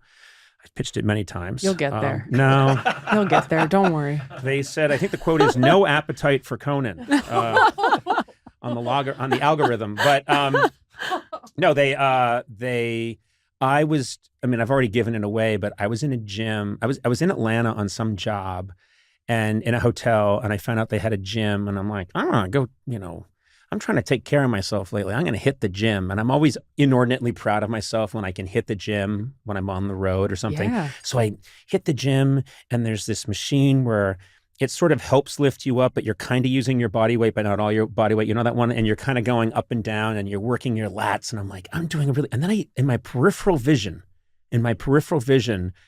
became aware that someone was doing what I was doing, but twice as fast and without the assistance of the little hydraulic thing, like, and I look over, and I swear to God, it's Hugh Jackman, and he's lifting his own body weight, and he's got this perfect V-shaped torso, and he is the handsomest man you'll ever see. Yeah. And he turns to me and he recognizes me because he'd been on the show a couple of times. He's just like, hey, how are you, Conan? Good to see you. But didn't even break his stride. And I had a little hydraulic thing going like, I'll help you. I'm picturing him with his Wolverine claws out as well. Yeah. And I just looked at his body and looked at mine. I think I called it quits. And I think I tried to see if they would open the bar at 10 in the morning. But I mean, there's so many things in your special that I could relate to. And I think the thing that I love so much about your comedy is that you are so brutally honest, but it's always to a purpose, and it always makes me feel better and feels like I know you better. Do you know what I mean? That's so nice. Yeah. Oh my gosh. Again, that's this will all really come lovely. out. This was Yeah, for no, Damon. we'll get rid of That's it. for Damon Wayans. That's so nice. That's really, really nice. Yeah, there's so much we can. I know. It's like hard to know where to start. I mean, I have a lot of questions. Well, I would love you to ask questions Yeah. because those are some of my favorite interviews because it's about me. Right. And how do I feel about Conan? I love him. He's great. I love being on. Don't. What's that? Oh, that's true. I have a lot of misgivings about Conan. But you are a lovely name drop for me when people are like, yeah, I love Conan. I'm like, and then I just put on sunglasses and start swirling wine, and I'm like, he's exactly what you want him to be. He's just a great guy. And they're like, you know Conan? I'm like, yeah, you know. We went on tour. We went on tour Yeah, together. yeah. We went on tour together. We had some really good times. We did some times on a bus. I remember us being in a bus rolling into Chicago. But it was just fantastic. Like that's my biggest observation about you that I would say to anybody who asks me about you. I think, like I say, I think you came on my late night show when you were 24, I think, or 23. Yeah. I went on tour with you maybe a year or so later, and I thought it just felt to me like you arrived fully formed, completely like you had it all. It's not like, well, I saw you when that banana is still kind of green. It needs a little more time. Like, no. You were just ready to go. That's so nice. And It's what true. a great transition. Have it all streaming on Netflix. Had it all, have it all. We'll probably lose it all.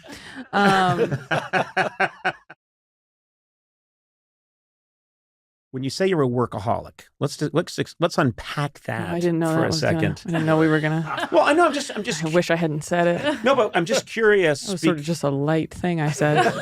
No, I'm kidding. Let's No, get into it. But you really like to work. Yes, I do like to work. And that is, to me, you could say sometimes. I don't know. One of the hacks in life, or one of the tricks, is you take something about yourself that could be a problem, but if you can tame it and use it in just the right amount, it's fantastic. Yeah. And so I like to work. Yeah. And there's so many different types of ways to work in entertainment. So anytime you're like, oh, I have time off, you're like, am I going to go right over here in this place? Right? Like, that's what's so fun to me is like, I had last weekend off and I was like, oh, hell yeah, I finally have some time off from the show. I'm going to go write stand-up for 4 hours at a coffee shop. And that felt like rest to me, which it's not. It's still work. I know Sona's looking at me like I'm crazy. No, I'm not. It's just, that's not who I am. Yeah. Sona's like, do they have croissants? The ones with chocolate? Oh. Well, not being productive isn't restful for me. Yeah, no. I think is what it is. So you're like, well, why would I do nothing when I'm not going to enjoy it fully? Like I got right after I got the after midnight job, I got mono and I was sick for like 2 months and I had to like film the special in the first 2 weeks. But then once the special was filmed, I had like a few weeks where I was just doing nothing. And me and my writing partner like finished a script in that time. Cause I was like, I have 3 good hours in the middle of the day and we can get on Zoom. So I'll wake up at noon and then we can hop on from like 1 to 3 and then I go back to bed at 4. And we got a lot done. And it was really, and it's awesome. And I felt great about it. But if I'd just been laying there healing, sucks. Just got closer to death. Nothing to show for it. You just totally insulted your own immune system. Your immune system's like, wait a minute, what? Whatever. Everybody's like, some people get over it in like 3 weeks. I'm like, yeah, if they stay down, I guess. But I had stuff to do. Yeah. If you drink liquids. I haven't had a liquid in six months. I think it's really like I know when I'm having productive relaxation, if I'm traveling or if I'm doing something fun and really enjoying myself or out to a great dinner, I know I'm not working, but I also know in some way this is feeding me. Yeah. And then there's this myth of, hey, chill. Yeah. Don't work, chill. And I don't know. I've never been able to chill. I don't know how to chill. I have terrible news. It's not a myth. It works for some people. Does it really? It really does. I've seen it happen. You've seen people actually chill? Yeah, I've seen people spend a whole day reading, and I'm like, you're what? Sitting with the 2 chill chums. We're real chill, both of us. I think you're chill too. Of you. I'm suspicious. Admittedly, I think you're of right. you, Matt. I don't think I'm you're half and half. I need to work for a few hours to feel like I've earned it. Yes. But then once I've done that, I feel like, oh, I've earned this. I could chill. But I think the exception is Sona, who does not need to work hard she's to a chill earn master. it. And it's actually, you know what? You're saying that in a way where I feel like you're trying to insult me. No, I'm describing you to the police. That is That's true. an accurate I think you're my description. queen. When you say you do a show all week and then you do stand up, it just boggles my mind. I mean, it's amazing. Well, it how much depends the type. stamina that is. I mean, doing Largo is different than like traveling somewhere. Like Largo's like, oh, this is so nice and relaxing. And it's great. There's a comedy. Oh my God. Yeah. I was talking to Flanny about you actually, because he was saying, he's like, you never know what's going to happen with the show. He's like, I bought this place when I was 30 and I thought maybe I'd only do it for 5 years. And here we are 30 years later. He's like, Conan told me he thought he was going to be out of the business, in a few years. And I was like, okay. He's like, yeah, so you never know. And we'll see. And you're like, yeah, I mean. Flanny has no right talking about me. That was rude. Yeah. I mean, don't you think? was That's rude. sort of, No. Slander. No, And that's what I Flanny's said. the guy I said, that do runs. you even know Conan? Flanny, yeah, he does not. I don't know any Flanny. Flanny's this, he runs Largo, which is really one of the best live venues in Los Angeles. Yeah. And I only say that because this podcast goes out to other realms, but it is every comedian's favorite room to be in. Sometimes it can almost give you a deceptive read. Yeah. Because you can go to Largo, and sometimes I feel like you can read out of the phone book and you'll get some really solid laughs. Yeah. And you'll think, this phone book thing's killer. I'm taking this out on the road. And then you get killed. Yeah. Well, that's the problem with once people come to see you on purpose. You're like, do you really like it? So you have to kind of adjust your expectations. See you on purpose. I love that. See you on purpose. People were tricked into watching me do stand-up for years. They're like, we came for chicken fingers and a male comedian. We had no idea. We were just finishing a day at the mall. How dare you bamboozle us, funny bone? There were so many times I said to my wife, let's go out for chicken fingers and a male comedian. And then, Laurie Kilmartin would come out and I'd go, what the fuck? What's a lady doing up there? And this doesn't taste like chicken. And I was like a child on top of it. So I saw the disappointment on people's faces, which is why getting on your show was so huge, because it helped me headline places and it helped me to have a like solid clip. Like, it wasn't like it is now where everyone has a camera. Like, getting a late night clip was something that really made people go, oh, you're a real comic, and people might come see you on the road just because you'd done Conan, and like, all right, well, Conan let around for 5 minutes, we'll see. Like, that was the type of person who was coming to see me for years. Well, you talk about these different eras. To sound like an old man, I came from an era where when I debuted in 1993, there's no internet, there's no streaming, there's there's 4 networks. There's no teleprompters. Yeah, there's no teleprompters. They were steam powered. They weren't good. They exploded all the time. There's someone on a bike behind it. Yeah. Pedaling it. Welcome to the show. I've speeded up there, Myron. I'm trying. Shoveling coal into But when you talk about people seeing you on purpose, there was a solid, I want to say 2-3 years there where it was on and there wasn't much else to do at 12:30 at night. So today there's a billion things you can watch. And I was part of this era where people would come up to me on the street and say, I didn't want to watch you. They wouldn't say that exactly, but it was clear that was not the plan. I didn't want to do that, but I developed this rash. They gave me a medication and the cream has to be applied. And so I had to get up at 12:30 and reapply the cream. I turned on the TV and you're there. I didn't like it, but after 9 days and 9 cream applyings, I was like, you know what? He's got something. And I thought, oh my God. I mean, I literally, so many new moms with newborns would say to me, this is back in the early 90s, I'm a huge fan.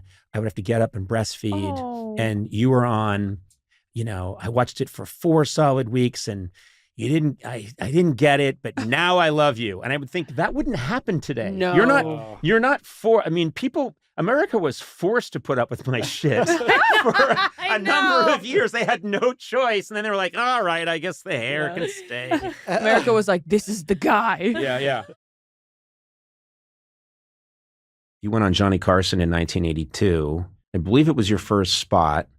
And people don't understand now because there's so much TV and, okay, this comedian went on this show or that show, and it doesn't mean what it meant when Carson was the only show in the world. Very few comics get to go on. It's almost impossible. And if you do get on, it's a big deal. And you went on, and if I'm remembering it correctly, Johnny was so impressed. You were so different and so smart that they invited you back very quickly. Is that true? Yes, I went on Friday and then the next Thursday. That didn't happen. It was insane. When they called me on Wednesday, Jim McCauley, he started talking about the show, and I thought he was referring to the one that happened. I didn't understand what he meant. He said, no, we want you to go on tomorrow. Did you have another set? I had another set, but I had like a total of 15 minutes of stuff that could go on there. And I remember saying to him, but if I go on there tomorrow, that's 3 years. More than half the stuff is gone. And he simply said, well, you're going to have to write new stuff anyway. And to go on twice in 1 week is so amazing. It was unprecedented at the time. And that was a time when if you went on that show, you were famous overnight. I mean, people recognized you the next day because that was all anybody was doing at 11:30 at night was watching Johnny Carson. Yeah, because it was 3 channels and cable was just starting. Right. It was like going through the Alice in Wonderland, going through the door there, and Peter LaSalle, he saw me in the Ding Ho Chinese restaurant in Cambridge. Mm-hmm. He was the producer of The Tonight Show, and then 2 weeks later I was on there. We were talking outside in the driveway. Do you remember when we were in the driveway? Yeah, it was about 15 minutes ago.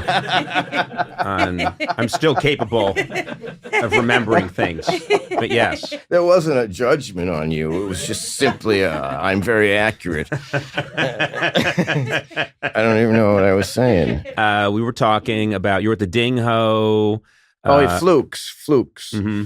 Different accidents contribute. Accidents, little things that happen that change the course of your life. Contribute. Someone wrote an article about that Chinese restaurant and went in the LA Times. I don't know why. Mm-hmm. Then he saw it. Then 8 months later, he was going in the summer to go to Massachusetts and New York because his kids were going to go to college. So they went on a college summer trip, and he remembered the article. So he calls up, and just a lot of flukes. Yeah. I'm very fortunate. So you do that, and it's clear that impressionism or abstract, I'll use the word abstraction is really important to you. And there must have been a time in your life when you were a kid or something where you saw abstract art or you read abstract writing and it rang a giant bell in your head. It wasn't the writing, it was Salvador Dali combined surrealism. When I had a art class, 11th grade in Burlington, Mass, we went into Boston to one of the main museums, and that's where I first saw surrealism. I never even heard of surrealism. And 2 of the paintings I remember, there was a painting of a clothespin in the middle of the field, and it was the size of a silo. Mm-hmm. But it didn't look cartoonish. It didn't look ridiculous. It was like, oh my God. And then there was another painting of a road coming down like this. And then when it went down like that, it turned into a waterfall. And I mean, I was 16. I'm telling you, these paintings, I was jolted by the combining of these 2 realities. And a lot of the writing we were just talking about, the mosaic thing is like, oh, this is not a clothespin. That jolted me more than what I read that was influencing. But your head is like a soup. Everyone's head is a soup, don't you think? It's the ingredients, Kurt Vonnegut, surrealism, Monty Python, the comedians all over the Tonight Show, and listening to albums, and it all goes into Woody Allen. To me, he's still the best. He's the top guy. His writing and all that goes into your head. I was a big Bruins fan during the Bobby Orr days. You had to be, by the way, because I was growing up. I was in grade school then. I was in 2nd, 3rd grade, and all anybody talked about back then was Bobby Orr. And Bobby Orr. and Phil Esposito, and and everybody, because Bobby Orr was the biggest thing in the world, and in Boston, we just couldn't believe that we had this phenomenal player who was changing the game. Yeah, it was incredible. That time was incredible. And I would listen to the games in my bed, and I had a radio in the bed. And one night I was fooling with the dial, and I stumbled on this show where a guy played 2 comedy albums every Sunday night. Mm-hmm. So I started tuning in. He played cut from one, cut for the other, and I'm laying in bed in the dark, and I'm listening for like 2 years. I'm doing this, and I didn't know it, but I was like going to school, comedy school, because I'd be thinking, oh, I like that guy. Oh, I don't like that. But anyway, it goes back to the soup. Don't you think all your head is like made up of all these different random and sometimes on purpose ingredients? Yeah, I think that works. I don't, I prefer a stew.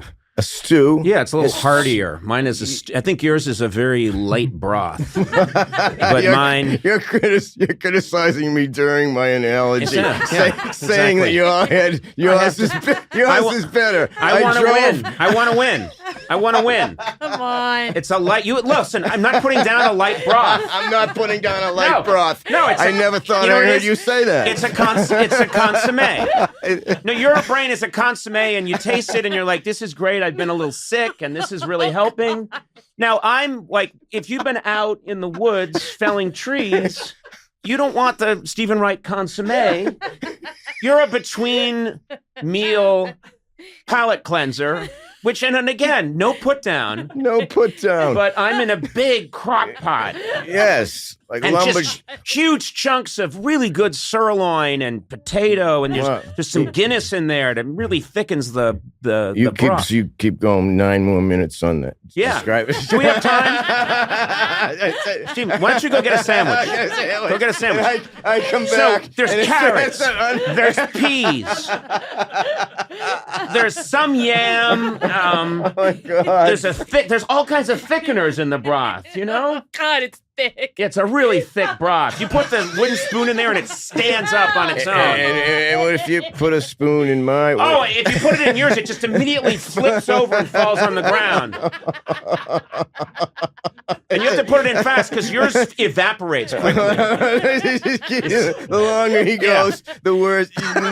Mine's nothing. Yours diminished and mine keeps getting better. As time goes on. No, I mean, critics around the world want to taste my... around the world. And yours, they'd taste it if it would stick around long enough. It's just a vapor before they can get to it. But no, I agree with you. I agree with you. But I agree with you. There's all this... As long as we've established that mine's the better food, richer, more life-sustaining. Hi, my name is Stephen Wright, and I feel anxious about being Conan O'Brien's friend.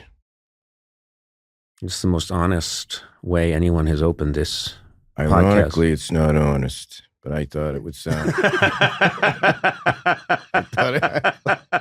I thought it would sound weird. You have one of the most iconic voices in comedy, and I'm not even talking about your perspective, which is iconic, but just when you talking is such a delight to me. Oh. Every time I've had the chance to interview you, I think my heart beats maybe 200 beats a minute, and I think yours beats during leap years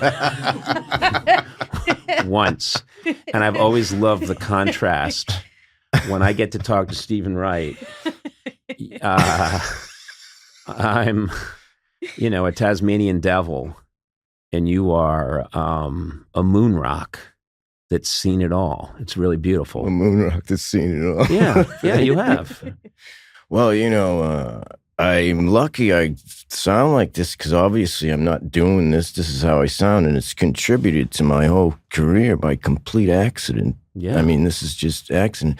But I'm not, even though I sound like this and I appear to be so laid back, I'm not as laid back as you might think I am. I'm not like you. I'm not like on, but my mind is I'm going. glad you didn't finish that part because that wasn't all the going ends to be. Of that sentence is I said no. On one of my first jobs, a writer named Steve Barker, who was from the Deep South, he looked at me one day and he used to drink like whiskey out of his desk, and he just took a long sip of whiskey and he went, "One day, O'Brien, you're going to blow. And you're going to leave a nasty stain." And I was like 22, but bouncing off the walls. But anyway, you said you're not as laid back as one might think you are. My mind is going faster than my being to the outside world. Like I exercise every day. I'm on an exercise bike or a real bike. I can get off the bike, get a phone call, and hello. Oh, did you just wake up? Right. Just and got you were off just the working 40 out. minutes on the bike. Right. So now, I can't imagine. But I'm not like, I can tell you what, you're tight. If me and you were made out of bamboo. Mm-hmm. Yeah, I think about this all the time. Okay, let's continue that. If you and I were made of bamboo poles, like 20, each person was 20 to make a person. Yep. And they have to wrap them around to hold them together. Yeah. Yours are wrapped tighter than mine. So mine are looser. Yours rattle a bit when you shake them. Yes. And mine feels like one solid. Yes. I'm basically, it's wrapped so tightly, I'm like a steel pole. Yes, they use your version to drill for oil. Yes. I've always seen you like Can I tell you, Stephen, if I've heard this, can I just say, if I've heard this once, I've heard it 1,000 times. I have so many people in my life that said, like, do you have a second when I'm in the street? If you and I were bamboo, you're wrapped so tightly that use you to drill for oil. And I go, I know. And Stephen, I finish their sentence. I go, I know, and you drill for oil. All the time. Oh my God. I'm going to embarrass you really quickly, and then we can move on because you're not going to like this. But I am hard-pressed to think of anybody who tickled my mind more when I was very young and just interested in, early 1980s. I'm 18, 19, and you explode on the scene. And it was such a revelation to me that somebody could be so funny and so smart in such an original way. It was very inspiring to me and to, tens of thousands of people, not just from my generation, but generations going on. And I don't know if you're aware, I know you're a very humble guy, but I don't know if you're aware how much you changed things. I hear about that I've influenced people. I've seen younger people that I can tell are influenced by me, but that's very nice of you to say that. Very nice. And I feel very lucky because I didn't, this is how I think. That's how I write. This is how I speak. And it just fell together. There was no plan. Right. If I do it like this, then I'll be this different guy. It was like, go to the open mic night and think, okay, I'm going to go back in 2 weeks. Watch the open mic. I'm going to go back in 2 weeks. I wrote stuff. I had never written anything, so I wrote it during the 2 weeks, and I came back, and then I was saying it. Half of it didn't work, but the distinctness is completely, it's like by accident. It's like a fingerprint. Like your brain has everyone's brain has a fingerprint. And I'm so lucky that the thoughts and the way I speak went together. And I'm also lucky that it clicked with the audience because I wouldn't have another way to do it. Right. But thank you very much for the compliment. Another thing is when you're doing it, you're not thinking of a young kid watching it. You're just trying to make the audience laugh. Yes. You're trying to do a good TV appearance. You're not thinking of 14-year-old people. You're not thinking. No, of course not. If you are, there'd be something wrong with you if you're. If every time you performed you were thinking of a 14-year-old boy, Stephen, that would be a real problem. Are there any boys out there watching? Hey, take it easy, Stephen. Any little boys watching?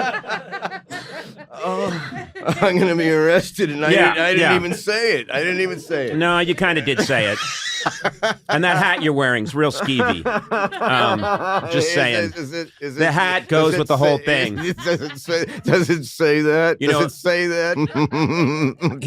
Here's the thing I want to zoom in on. What I want to zoom in on that's important to me is that, yes, your brain is different and you have this way of seeing things and you come along at this certain time. The hard part is when you get up and you're in the clubs, there is a very powerful force that makes people want to conform because there's a way to be that's a little safer if you're in front of an audience. And you clearly, whether you want to acknowledge it or not, are brave because you got up. This is the way you were going to do it. And I'm sure there were audiences that didn't know what the hell is going on initially, but you kept going. You see what I'm saying? Yes. That's the part that's not a complete accident because You didn't say, you know, it works. It works when you get up and go, hey, hello, Boston. And then I have a joke, you know, and then I do some stuff for local humor, and I kind of joke about the Sox, and I get them on my side, and then I'll try and go into this stuff. You knew that, no, we're not doing that. Well, I didn't think of it to not do it. I didn't even think, well, I'm not going to do that. Mm-hmm. It just came out like it happened. It's just so, but I made up rules. I had these 4 rules that I wouldn't do.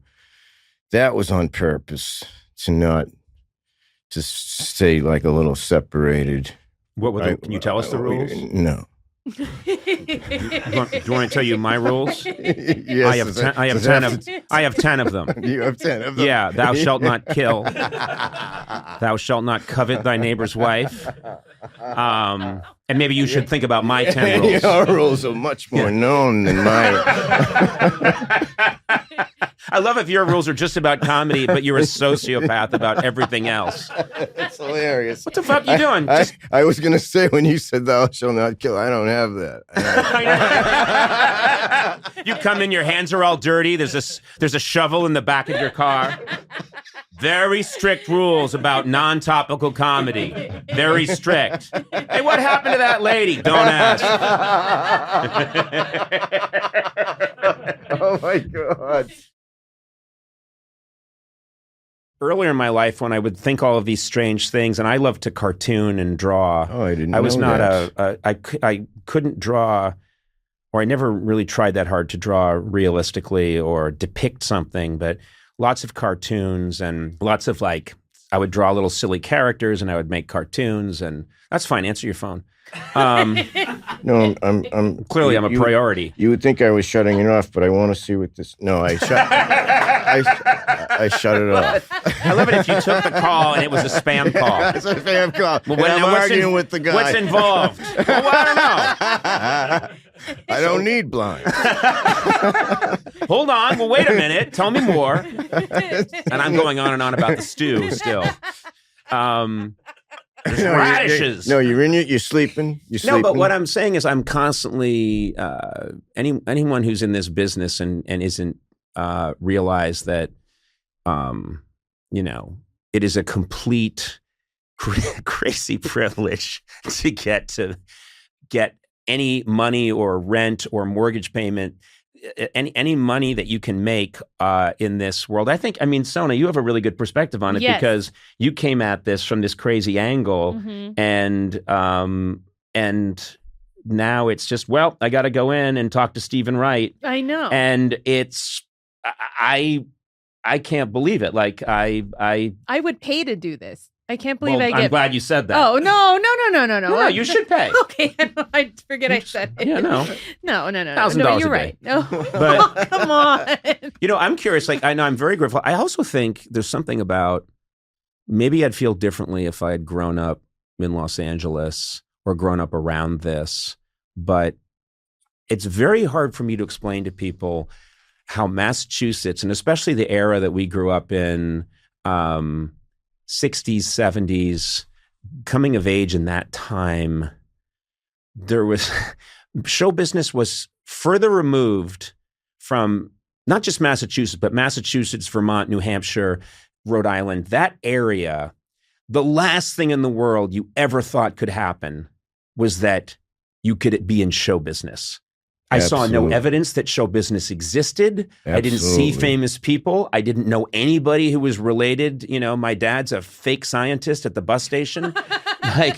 You never thought that you would get any chance. And I think it's a different world now. People think about things differently. And Boston looks so different now. Look at movies from the 60s and 70s that depict Boston. Look at The Verdict. Look at Friends of Eddie Coyle. Look at these movies that show Boston in the 70s. It's so gray and it's so unappealing in so many ways and kind of depressed. And so real. And so real and kind of gritty. Yeah, no slickness at all. And then I remembered leaving, coming to LA, getting involved in other stuff in my career, and then coming back to Boston in the late 80s. And suddenly there's pain quotidiennes everywhere, and people were saying, "Would you like a crepe?" And I was like, this is not the Boston I grew up in. You can go back and look at those movies. And I go like, that's the Boston I remember. That's it. Cars that are rusted out. Yeah. Everyone's wearing a gray jacket. Policemen are all really heavy. Their belts are like around their nipples. And they're directing traffic, but I don't think they've ever shot a gun in their life. Nobody's, people aren't that nice. It's cold. The snow all turns sooty right away. Right away. Somehow that all changed. Hey, whether you're stuck in traffic or streaming your favorite podcasts, that's where I come in. It's important to have a network you can trust wherever you are. Say it with me. T-Mobile. T-Mobile. Yeah, you didn't really have to say it with me. Oh. But it is your network. I'm excited about T-Mobile. Yeah. They're killing it. And who's really excited is our good friend Blay, who's been using this service. Blay, tell us about it. Yeah, I have been a T-Mobile subscriber for a really long time. They're awesome. I download videos all the time. Yeah, you do. You download a lot of videos. Yeah. I do. Now, you've never read a book. No, books are overrated. But and I listen to this podcast on a hike. Fantastic. Up in the mountains. You listen to our podcast? I will contractually. You I have work to. here. Yeah, I have to. I have to listen to it. But it's great. And honestly, like the coverage is insane. And yeah, I love the service. I love the phone. It's fantastic. Experience for yourself how T-Mobile is America's largest and fastest 5G network. You can't top them. I like all the G's. You bet you do. Find out more at T-Mobile.com/CY. That's SEEWHY. Fastest based on median overall combined 5G speeds, according to analysis by Ookla of speed test intelligence data for Q4 2022. Good. Wow. That's incredible. Yeah. I said exactly what they wanted me to. You just See read it 5G details at T-Mobile.com. It's like a whole different vibe. Yeah. And I think that realness that you just described makes us appreciate, what do you mean you're going to go do this show and that's how you're going to pay the rent? What do you mean? Because all you see is people doing, that's real, jobs. That's why I appreciate it all the time. It's like it's playing. Don't you think this is playing? Oh, it's totally playing. It's like being 5 or 10 and you're finger painting, but with words. Yeah. Oh, imagine this. Oh, imagine this. You're in the cafeteria saying to your friend, oh. Right. And then this becomes your career. Now, what do you prefer? Obviously, you're very comfortable on a stage. You're great on a stage. Do you like being up in front of people, or do you prefer the part where you're crafting it? It's two different things: writing the material and then performing the material. The performance is very intense to me, even still now. I mean, I'm not nervous, but it's like walking a tightrope.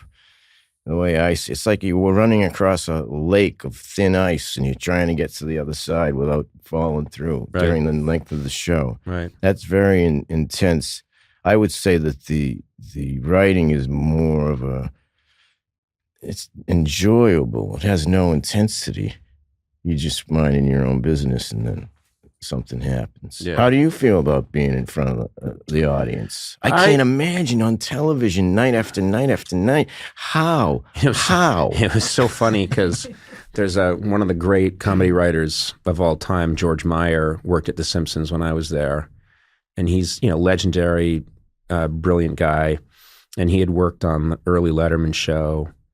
And I was being considered as possibly being one of the people who might replace Letterman. And my name is starting to show up in the trades. And, I'm working at The Simpsons, and my friends are like, this is crazy. This is insane. And when I know, I don't think it's going to happen, but it's crazy. And they're like, man, but you're a funny guy. This could be a funny show. I think you could do it. And they're all saying, no, I think you could do it.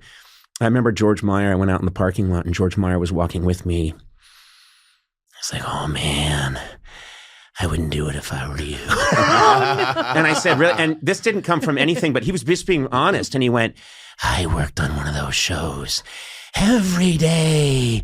Feed the dragon. Feed the dragon every day. And he was like, don't do it. It'll ruin your life. Wow. And you know what? Wow. He wasn't wrong, but I'm also, it was the best thing I ever did. And what I found was this magical thing I realized very early on doing an hour a day. I remember the worst thing about this job is that you have to do it every day for an hour. The best thing about this job is that you get to do it every day for an hour, because when you crank up the volume like that, you start to, over time, think, what the hell? What the fuck? Let's give it a shot. That's masturbating bear. Let's give it a shot.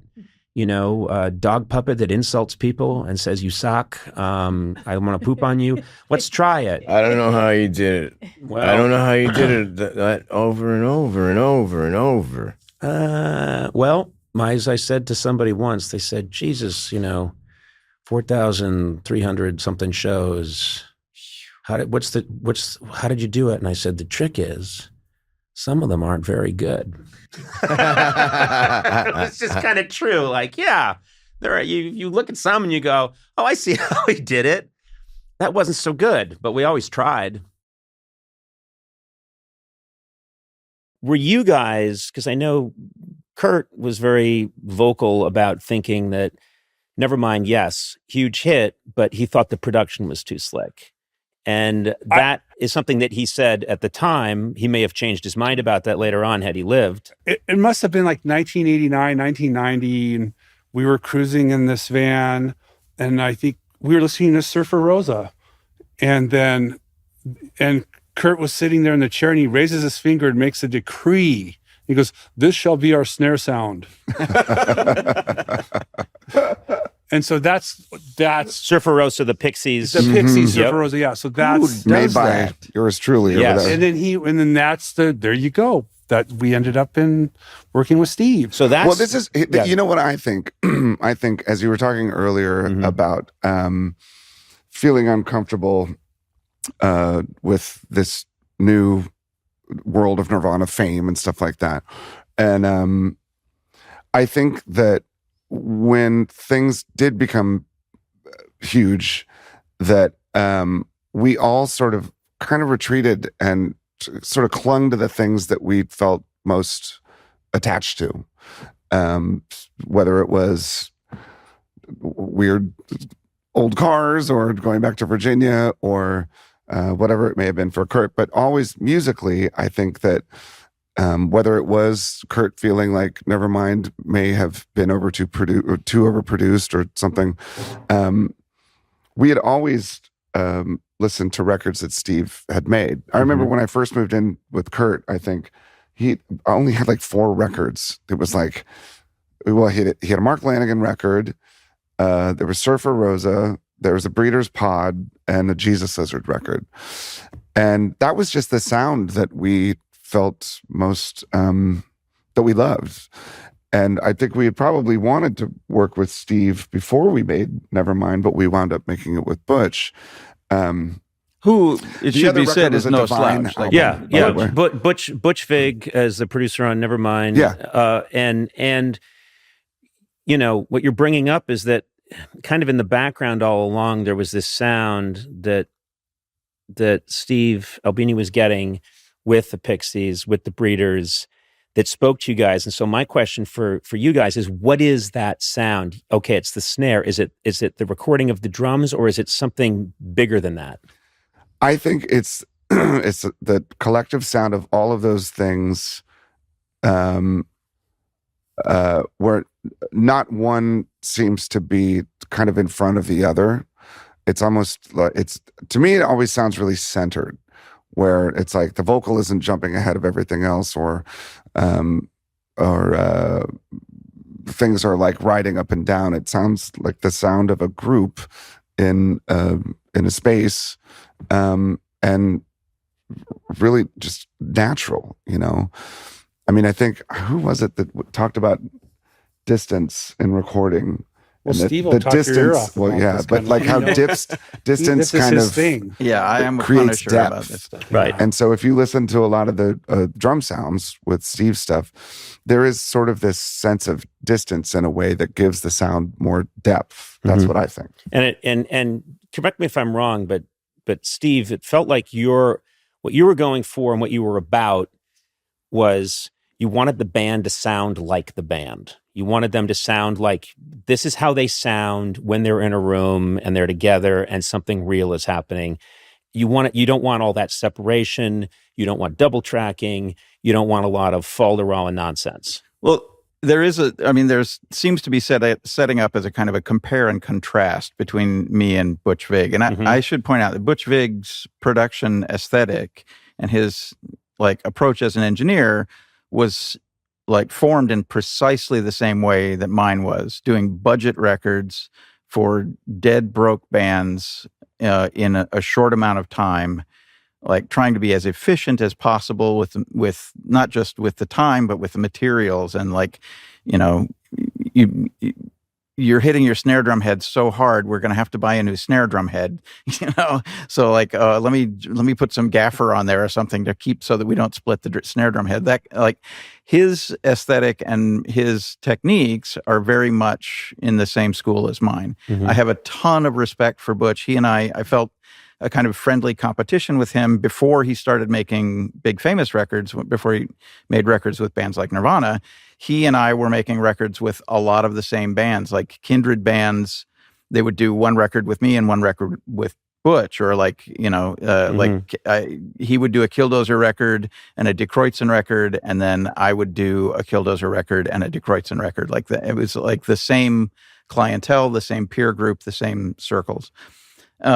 And what the thing that I remember most about the Nirvana Butch connection is that when we got to the studio to start work on the In Utero album, Kurt had a cassette of the rough mix that Butch had given him of the Nevermind sessions. It wasn't the finished album that was in the stores. It was the cassette of the tracks that Butch had done without any like fanciful mixing, without any like, just like these are the tracks. And he played that to get familiar with the sound of the studio. He played it through the speakers, and I thought it sounded fucking fantastic. Do you guys know do you remember that? No.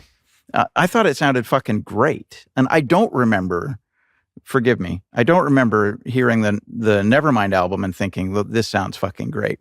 It didn't bring to mind any of the records that Butch had done that I was familiar with, that were the records that made his reputation and probably made Nirvana want to work with him in the first place. So to be fair, to just go back to that time, Nevermind is out. They're the biggest band in the world. They're looking to make their follow-up album.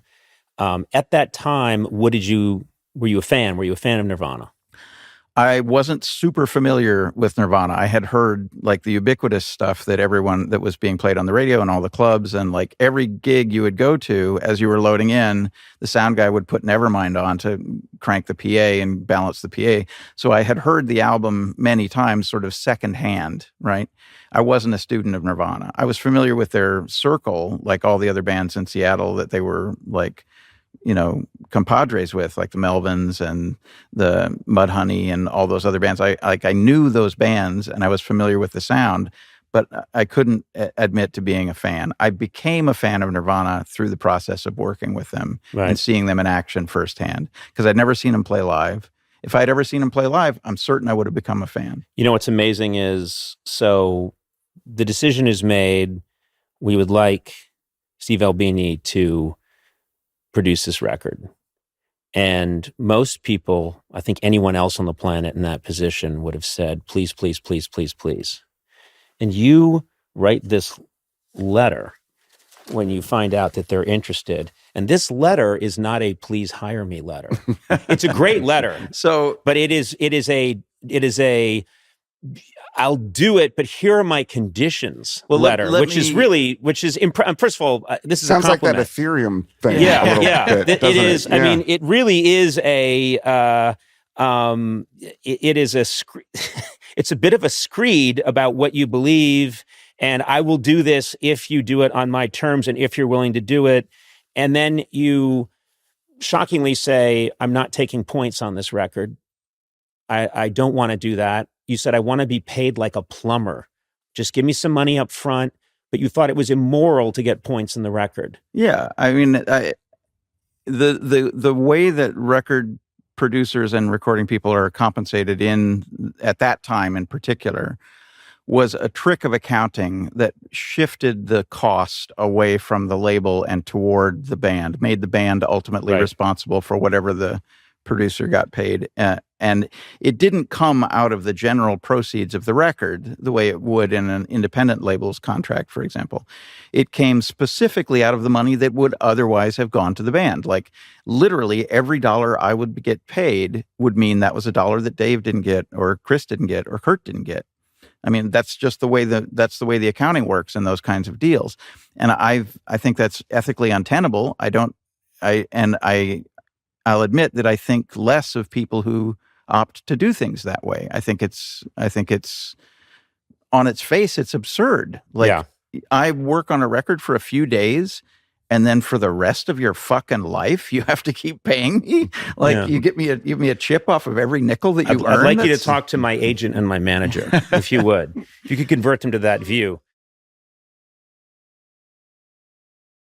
Can I ask you a question? We revealed big news on the podcast, which is that you are pregnant with twins. Yeah. And you talked about it on the podcast. Has anyone heard about it through the podcast who didn't know in your immediate circle? Or did you manage to get to everyone first? Because I would think that would be socially awkward if, say, your mom heard it on the podcast, but you hadn't told her. Or Tack. Yeah, or your husband, Tack. He's driving on the freeway, listening to the catching up. What? And he drives into a barn. Yeah, there were a few people we forgot to tell. And that's how we found out. They texted us and they're like, "You're pregnant with twins? And you didn't tell us?" Well, this is a good way to find out who listens to the podcast. I know. Who really listens. Well, and also, I mean, they listen because they're my friends and they care about me. Also, I guess they're fans of Conan, whatever. Yeah, I'm sorry. Let's do a quick correction there. They can call you anytime, but if they want the pure liquid comedy gold, they've got to come to the fountain of said gold, Conan O'Brien. And you play a part. You're there with your ladle, and Gourley, you're there with your little cup to get some of the liquid gold and splash it around. But just a little thimble. But yeah, that's why your friends are tuning in. You think my friends are tuning in because of you instead of me? Yes, I do. I think they can talk to you anytime, but they're like, "Oh my God, is he on that podcast with you?"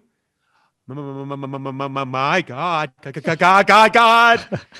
And then they listen, and then they hear you too, and then they find out that you're pregnant, and they call you. Anyway, this is fun. Brief look into my mind. Yep. Sona, how's it all going? How's your mom handling this news? She has been waiting. I mean, I've known you for many years, and for years she wanted you to get married. Yeah. I mean, to the point where it was like, just anybody, Okay, calm down. It wasn't that bad. It was just, she was getting a little restless, but she wasn't like, anything you bring home, just marry it. You and I did a segment in Armenia where I took you to a woman who matched Armenian men with women. Did you not? Yes, we did. And you seriously considered some of those men, and many of them were I didn't. They were in their 60s. Oh my God. They were all like, and also I think matchmaking is looked down upon in Armenia.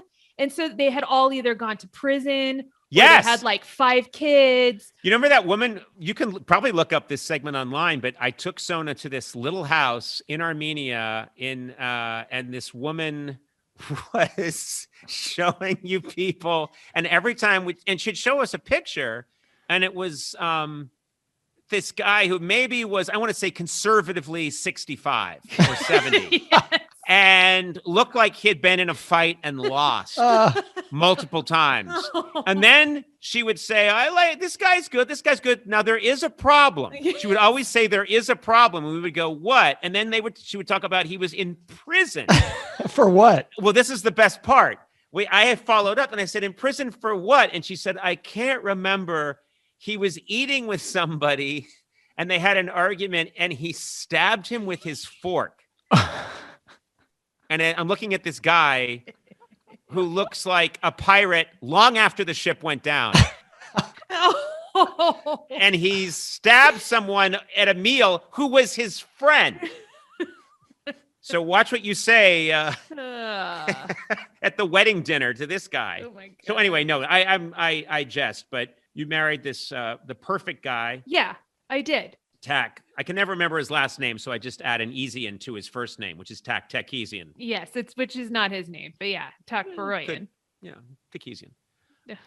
That's not how Armenian names work. You don't just add an Ian at the end of their first name. Well, they all have an en at the end of their last name, right? They do, but it's not. I'm suggesting to the Armenian people, lose the middleman, just add an en to the back of your first name, so it's Takesian. Just I'd be Sona Sonian. Yeah. No, that's Sona Sonian. It doesn't make sense. I'd be Conan stupid. Conan Coninian. Conan Conanian. Yeah, you could pass for Armenian. You could with that complexion and that hair. Yeah. I could be an Armenian man who's very ill. It's very ill.